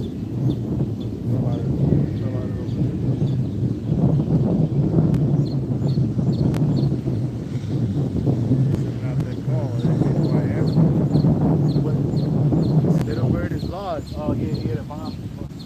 He said in the signal I was there. I think she over there. I saw her over there. So again, he said he's going to save his people from their sins, man. Okay? Not get Luke 1 and 62. Like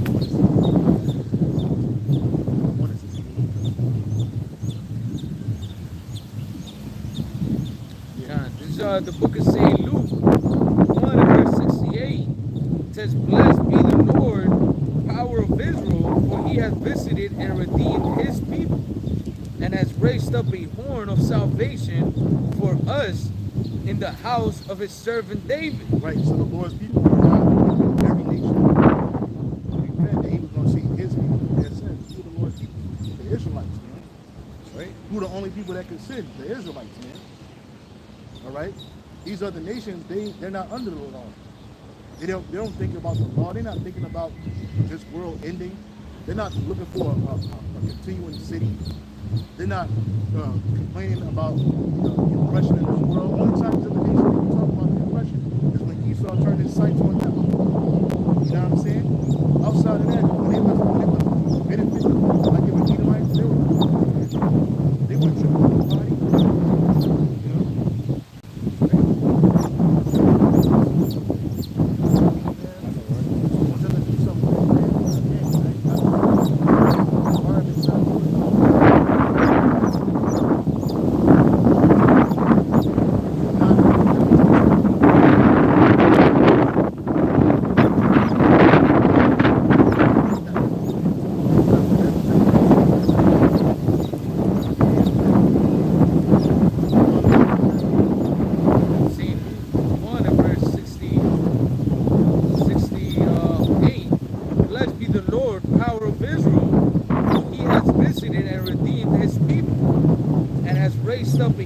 Salvation for us in the house of his servant David. Yeah, and that horn of salvation raised up for us.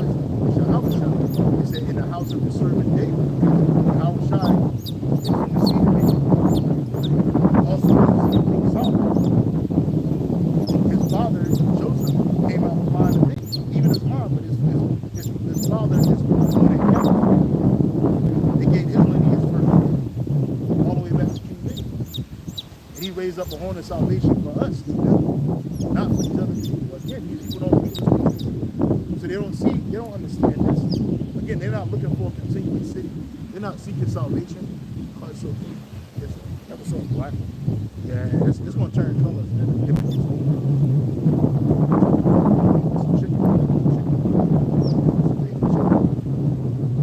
Go ahead. What's on that? Those moments. On that Acts 5. Acts 5 verse 29. Then Peter and the other apostles answered and said, "We ought to obey the Most High rather than men." We ought to obey the Most High rather than the king. The Most High of our fathers raised up Yahushai, whom he slew and hanged on a tree. Him hath the Most High exalted with his right hand to be a prince and a savior, for to give repentance to Israel, Right. So, and forgiveness of sins. so that's right. The Lord raised up Yahushua for to give repentance to Israel and the forgiveness of sins. What is it in the NLT? NLT. Then the Most High put him in the place of honor at his right hand as prince and savior. He did this so the people of Israel would repent of their sins and be forgiven. Right. And the Lord ain't changed it. The Lord said, I am the Most High, Yahweh Shai, change not. Therefore, ye sons of Israel, sons of Jacob, are not consumed. And why is that so hard to get to grasp? Because it ain't given to everybody to see. It ain't given for everybody to hear and understand. It's only given to the elect of Israel. All right? And no matter how many times we try to break it down to the simple, they still ain't going to believe. When I say the simple, I mean the simple-minded. You know? You're not going to believe it.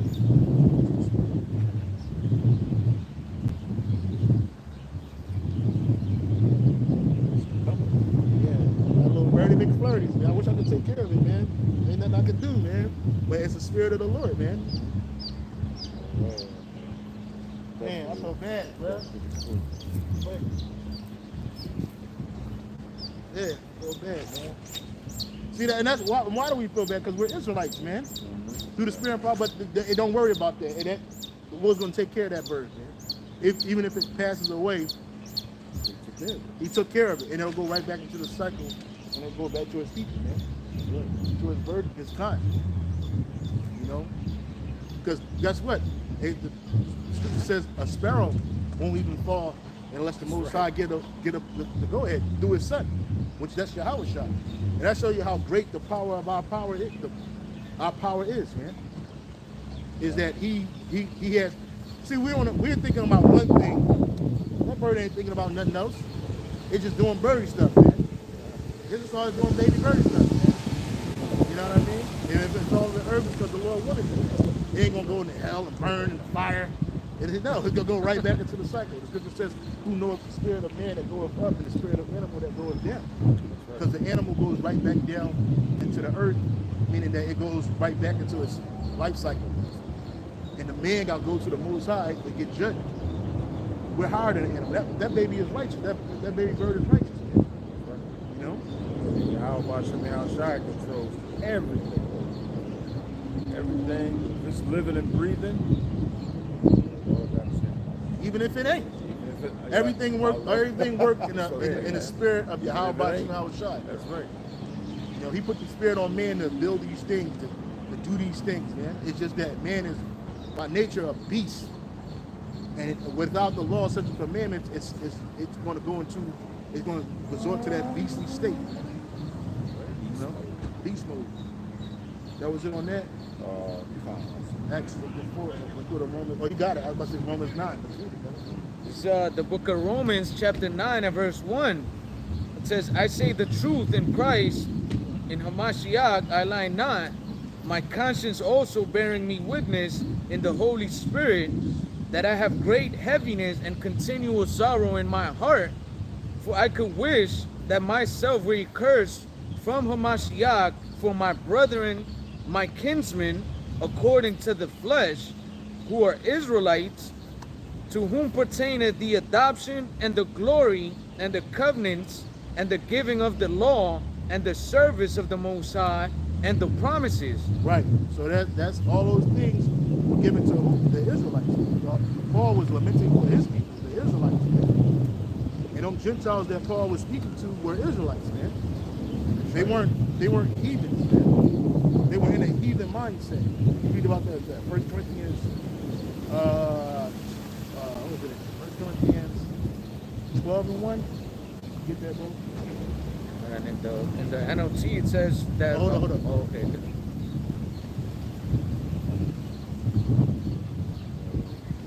It's the book of 1 Corinthians chapter 12 and verse 1, 1 and 2. 1 and 2. Now concerning spiritual gifts, brethren, I would not have you ignorant. Ye know that ye were Gentiles, carried away unto these dumb idols, even as ye were led. Yeah, and that's what made us Gentiles, is following after these gods of these other nations, which are nothing but idols. Man. That's what made us Gentiles. And also, what leads that, when you start following their idols, then you start picking up their culture. You start picking up their culture, you start picking up their habits. You start picking up their habits, start picking up their languages, all of that's what's part of their culture. And then you stray further and further away from your own nationality, your own culture, and from your own God. And that's what happened with us, man. But now we being returned, we seeking the Lord 10 times more. Like the brother was speaking about earlier, the priest Kahan, he was speaking about how in this world all this idolatry and how our people are swift to follow, particularly our women. And they have the Jake men following them because they're so attracted by it. That's another reason why the Lord told us not to deal with these other nations as far as their daughters and marrying them, because we would take them to that and they would turn our hearts from the Most High. But then our heart is turned back to the Lord. So even our women in this world that are still they can't turn our heart. That's why it's always an argument. You don't want to follow Christmas, but your woman want to do it. She said she claims she in the truth. She want to dress your kids up for Halloween. She claims she in the truth, man. Oh, but the other kids, who gives a fuck about those other kids? They ain't my kids. Oh, you don't want your kid to be isolated in school. Well, because them kids are demons. You got one kid in the truth, and you got 100 other kids into the world, man. They're gonna overcome that kid if it ain't powerful enough. You know? And that's why children don't come under the law until they turn 12. Then they become adults, man.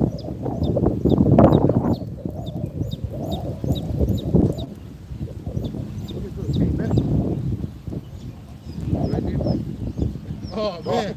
Wow, that's an echo, right? Yeah. That's the spirit. It was all the way over there, and then it came back over here. I shouldn't have picked it up, man. Yo. The spirit, the spirit of the Lord goes with it, man. It's still protected over here. If it didn't, it wouldn't be over here with us. But the spirit of the Lord is over here. The predators gonna be out. Them cats. Them fucking cats, man. Those cats get hungry. It's a rat. Better quiet down. Go ahead, brother. What was that? 1 Corinthians. That was it on that. Yeah, that was it on that. Go ahead, man. What was that? Are you done on that? Let's keep reading. Yeah, you're reading NLT. Yeah, kind of. Romans 9 and 4 in the NLT, it says, they are the people of Israel chosen to be God's adopted children. Right. We, children of Israel, we are chosen. And when it says adopted, it means to be brought back. We had a relationship with Yahweh by Shai before we fell away as a nation. Okay. And now that relationship was restored through the sacrifice of our Lord and Savior, Yahweh Shah HaMashiach, who is also our brother, who is also our father, who is also our friend. Right? But our Father on heaven is his Father. That's the Most High, Yahweh. Because God revealed his glory to them. He made covenants with them and gave them his law. He ain't make no covenant with no other people. That's why even when you go to Hebrews 8 and 6, I mean, what was it, Hebrews 6 and 8? Hebrews 6 and 8? Okay, it might be 8 and 6. 8 and 6. This is book of Hebrews chapter 8 and verse 6. But now hath he obtained a more excellent ministry, by how much also he is the mediator. Who is it? He. Yahweh Shai is a mediator between who?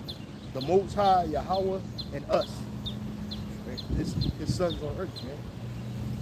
Because we can't, it was a time where we could go directly to the Most High via the high priest. But now we have a higher priest on high, which is Yahushua. We go through him, and through him, we have a relationship with the Most High. He sees it, he like, they call on me, and that's my people. And I'm their papa. That's right. That was it on that one? That's it. No, keep reading. Keep reading.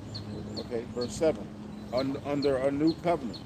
For if that first covenant had been faultless, then should no place have been sought for the second. And the first covenant was that agreement that we made to our forefathers, to our fathers, with Yahweh at Mount Horeb, man. He said that we'll follow these laws, he will be our God, we will be his people. And we agreed to that. But then we broke that covenant. He didn't find fault with the covenant, it was with us. Because we couldn't keep it 100%. It was always something that was drawing us away. And really, it's the flesh. So the Lord has to perfect our flesh. What's that? 7 p.m. 5 a.m. Park Road at 7 p.m. Oh, yeah, it's on the 6 right now. Okay. So we're about to wrap up. We got like 30 minutes.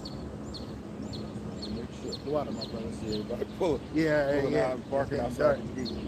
Go ahead, Uh, Who was reading? Oh, yeah. Hebrews 8 verse 7. For if that first covenant had been faultless, then should no place have been sought for the second. For finding fault with them, he saith, Behold, the days come. What was that fault? Because we couldn't keep the law. We kept breaking it. And we would get judged. And he would bring a judge up, raise a judge up to help free us.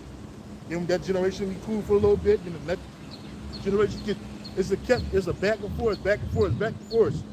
Go ahead. For finding fault with them, he saith, Behold, the days come, saith the Lord, Yahweh B'Shem Shai, when I will make a new covenant with the house of Israel and with the house of Judah. So that's both for the kingdoms. And now we're coming back together. That's why we have this sign out here. Because we're not separate no more. There was a time in this world where the northern kingdom, so-called Latinos, and the southern kingdom, so-called Negroes, we couldn't even get along with each other, man.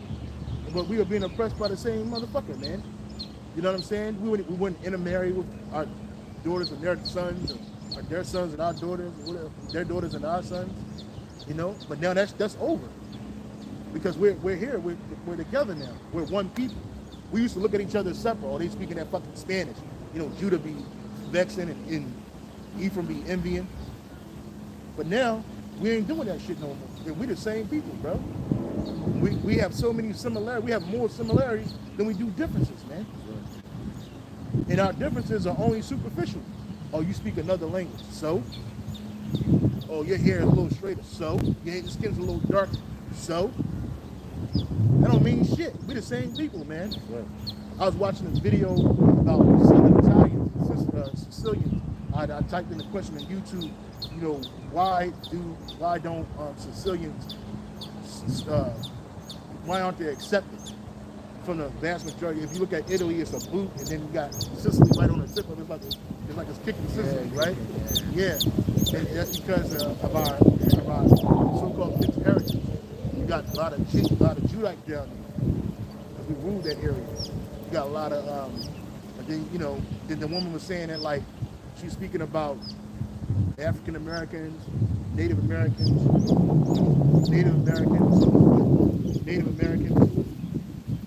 and then she said Latinos, and how the oppression basically it was our turn to go through it, but what we have in common is the same oppression. That's why you got that precept in Jeremiah where it says the children of Israel and the children of Judah were oppressed together, and all that held them captive refused to let them go, man. Cattle, sitting on the steps, looking this way.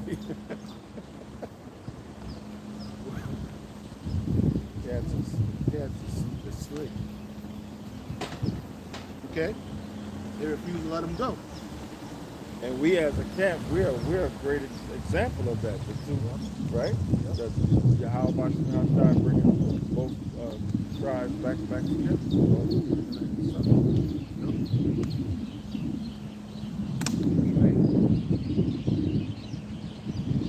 That was it on that one? Keep verse 9. Not according, Hebrews 8, verse 9, not according to the covenant that I made with their fathers in the day when I took them by the hand to lead them out of the land of Egypt, because they continued not in my covenant, and I regarded them not, And that's why, saith the Lord. that's why the Lord, Hosea 1 and 9, get Hosea 1 and 9 real quick. That's why even in the book of Hosea, the Lord was telling Hosea that he was going to, basically do away with Israel. He was speaking of the northern kingdom at first, but then you keep reading, Judah went off too. Right? Why? Because he continued not in his ways, so he regarded him not. Right? So Hosea 1 and verse 9. Cat coming to it, bro. Big cat right there, here. He's about to start hunting. Yep, dinner time. Like it wasn't gonna be that one. Yeah. It was gonna be that. Look, he on a perch looking around. Where he at? He Oh, right y'all over see there. him? Yeah. Oh, he's coming. Look, it's coming, boy. It's coming for you. Yeah. Yeah, well, it's, the Lord provides, man. Hey, That's nature. that's all it is. Man. That's all it is.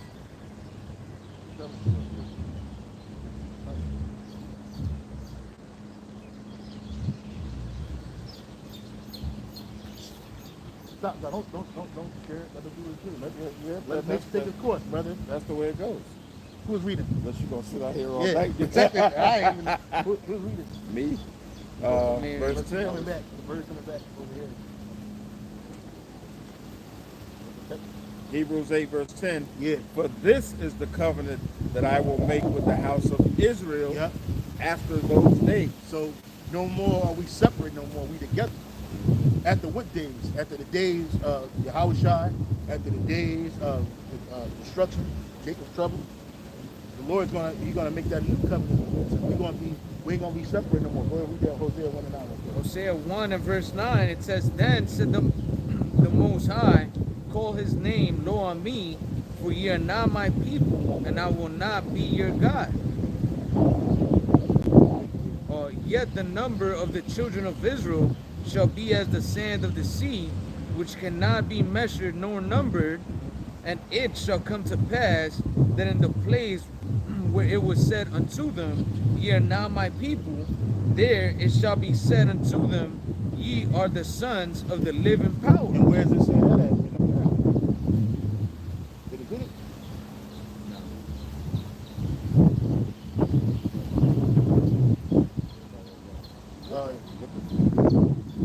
Yeah. So it said, but it said in a place where it said that ye are not the Lord's people. Where is that place? Here in the Bible. Because in all other captivities, we knew we were Israelites. Man. We knew that we were being oppressed, but we knew we were the Israelites. But what happened? In this one, they completely took all that away from us. It was spiritual. It was spiritual. Okay? It was said that they called us Negroes, Latinos, Native Americans, Indians, niggas, sticks. Even the Italians were called Dagos, Wops. Those Italians, the southern Italians. And at one time, they used to live with us. But remember I told you,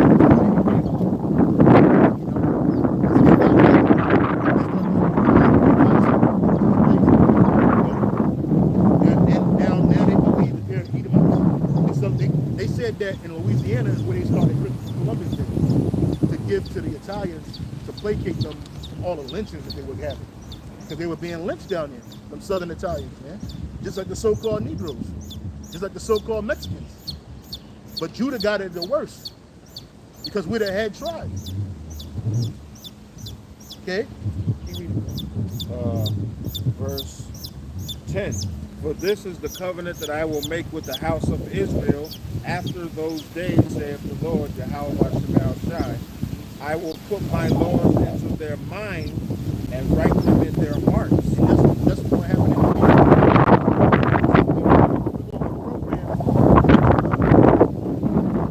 future.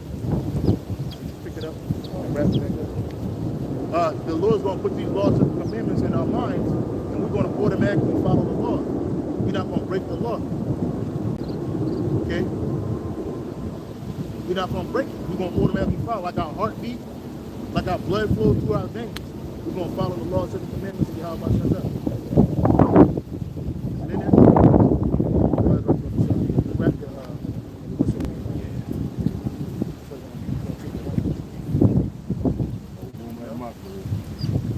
And that's the covenant that the Lord's going to make with us. He ain't going to make that. You ask a Christian, are we in the second covenant? Or we have the laws in our heart. But you don't follow the law. The only law that these Christians follow is the law of tithing. If that. They don't follow any other law. So what you mean? Oh, but I love you, brother. My brother in Christ. No, I'm not. You don't know me to love you. And that's why when the Samaritan, answered Yahushua, what did he say? That there was going to be a time that the true worshipers of Yahweh Shah were going to come and worship in what? In spirit and in truth.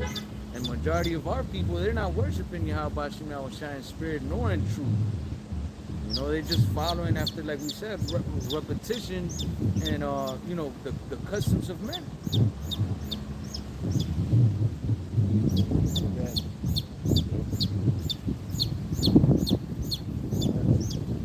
Sign, I always gotta take it. Yeah. Ain't got no bird food. Ain't got no bird food. That bird be chicken. You have to do better than that, man. I need to see a sign. Everybody got to start talking. Why they my heads? Oh, yeah, Lord's dealing with this bird. Start going up. Yeah, this brother, man, took the chicken home, bro. Like, no, man, look at it.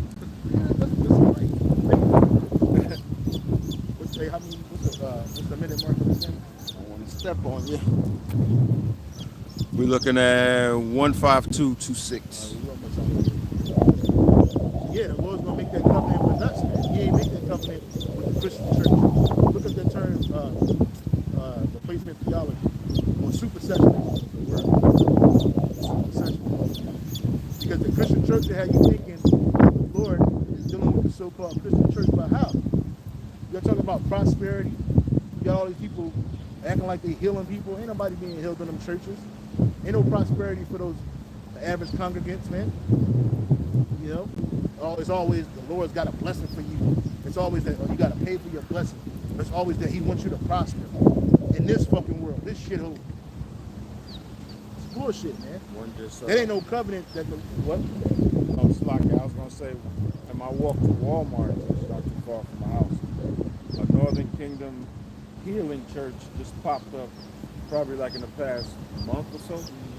This is a little spot right off the ground. You can't even see it unless you look that high. And they ain't healing nobody. They ain't healing nobody. They ain't healing nobody spiritually or physically, man. If that was the case, Esau wouldn't even allow you fuckers to be open. You fuck up his hospital industry, man. His medical industry. Yeah, you'll be shut the fuck down, man. Yeah. But these are simple things. And like he says, a Northern Kingdom church, the scripture says, Ephraim is joined unto idols. Let them alone, man. Yeah. Who's reading? Oh yeah, the supersessionism, brother. Supersessionism.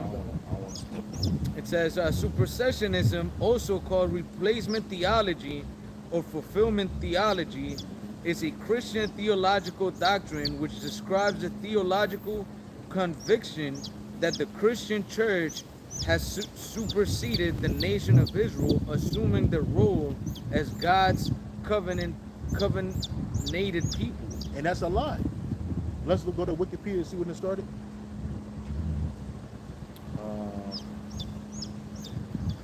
God's chosen people, thus asserting that the new covenant through Jesus Christ has superseded or replaced the Mosaic covenant exclusive to Jews. Yeah, so it said it superseded the Mosaic covenant. What? To Jews? The Mosaic covenant exclusive to Jews. Yeah, which it's not just exclusive to Jews, it's exclusive to the Israelites, man. And we tell you that. The laws and commandments, the working on the Most High is only exclusive to eight people. It's not inclusive. But Christianity is inclusive. But these promises, these blessings, they're exclusive to the children of Israel. If you're not an Israelite, you're not going to get anything out of this. You know what I'm saying? Now when we get into the kingdom and we get in our policy, when these nations bless us, they're going to be blessed. If they curse us, they're going to be cursed. even their judgment they're about to get is because they cursed us and didn't bless us, man. The so-called Christianity, these evangelical Christians, they're blessing the state of Israel with their what? With their money and with their services. You got the motherfuckers going over there working in their vineyards, giving them free labor for the summer. And then they go back home. They ain't gonna be that way. You nation's gonna be an eternal workforce for the children of Israel, man. And when you follow the laws correctly, you're gonna be blessed. You fuck up, you're gonna be cursed. We had to live through, we're living through the curses now. So now it's only up for us. You know what I'm saying? We're gonna be living through them blessings. That's right. It says, a supersessionist theology also holds that the universal Christian church has replaced ancient Israel. And it didn't, because it's the universal Christian church. That's why they universally add and accept everybody and everything. That's right. And it's supposed to it's the place of Israel. Come on, man, keep reading. As God's true Israel, and that Christians, including Gentiles, have replaced the biological bloodline of ancient Israelites as the people of God. And that's a lie. We read that in Romans 11. He said the Most High didn't cast away his people, who he foreknew, who he knew was going to go off. Because he set us up to do this, man. He created us to do the things that we're doing, man. We didn't do this stuff on our own. And this is a learning lesson for us, man.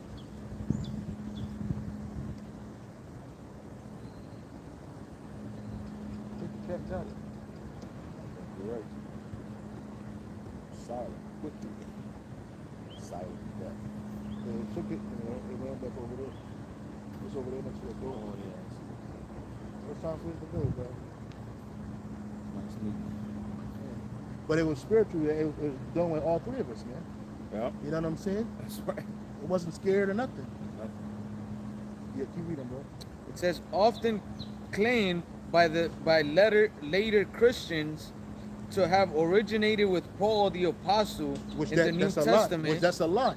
Well, Supersessionism has formed a core tenet of Eastern Orthodox, Roman Catholic, and Protestant churches Yep. for the majority of their history. and that's why people like Vocab Malone exist. Because their Protestantism came out of the Catholic Church. And then all the rest of those babies, Christian denominations, came out of there and they pushed the same shit. Yep. It says, many early church fathers, including Justin Martyr, and Augustine of Hippo, were supersessionists. Most historic Christian churches, including the Roman Catholic Church, Methodist churches, and Reformed churches, hold that the Old Covenant has three components: ceremonial, moral, and civil, covenant theology. They teach that while the ceremonial and civil judicial laws have been fulfilled, the moral law of the Ten Commandments continue to bind Christian believers. But they don't follow those commandments. And that's just 10. It's more than the 613 laws and commandments, man. But they talk about the 10. Yeah, the 10 is the basis. But they don't even follow that shit. Not shit, Slocky. They don't even follow those commandments, man. But they don't follow.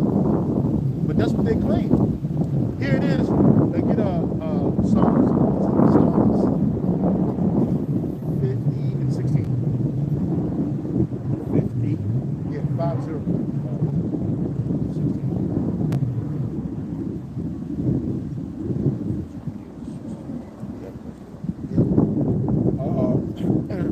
Psalm 50 verse 16. But unto the wicked the Most High saith, what hast thou to do to declare my statutes, or that thou shouldest take my covenant in thy mouth? Keep reading. Seeing thou hatest instruction, and castest my words behind thee. And that's what Esau does. That's what the wicked does. And that's who runs those Christianity and the Christian church. It's some Edomites, man. Those are the church fathers now, man. You had wicked niggas doing it. Now you got Edomites on there. And it's like, why are you taking the covenant of the Lord's in your mouth?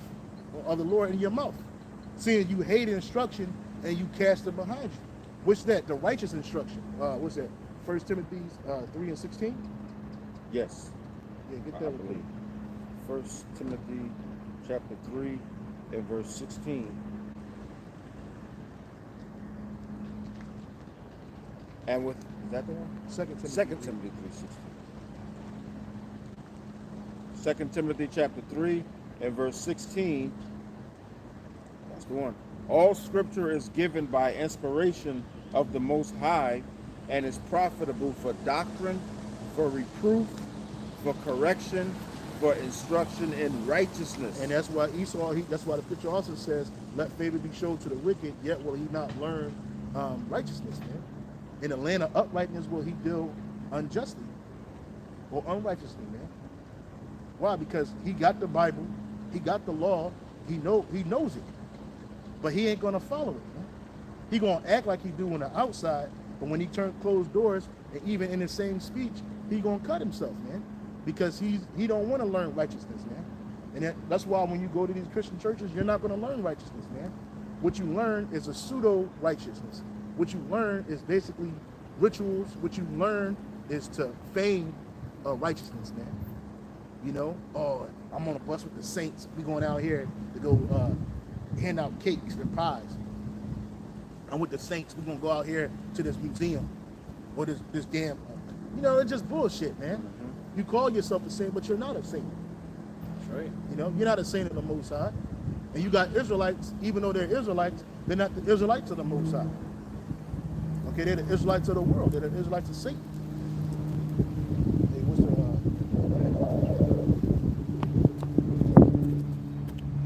2:02. 2 minutes, 2 seconds? 2 minutes and 2 seconds. I mean, 2 hours and 2 minutes. 2 hours and 2 minutes. What's the number, bro?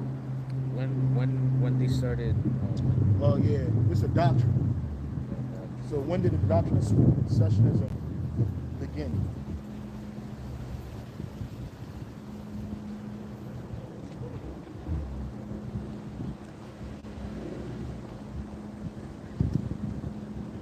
It says the source of replacement theology came about in the 1st century.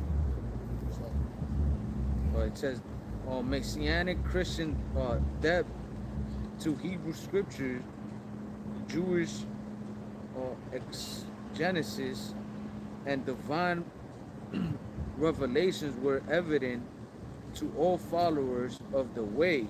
In fact, Jewish-Christian relations, in spite of 2nd and 3rd century Christians' elitist assaults upon all things Jewish, continued with good rhythm and solid relationship until the mid-40th century, with an advent of the First Council of Nicaea. Right. So basically, because Christianity started about with Israelites that were the believers. In Acts it says what?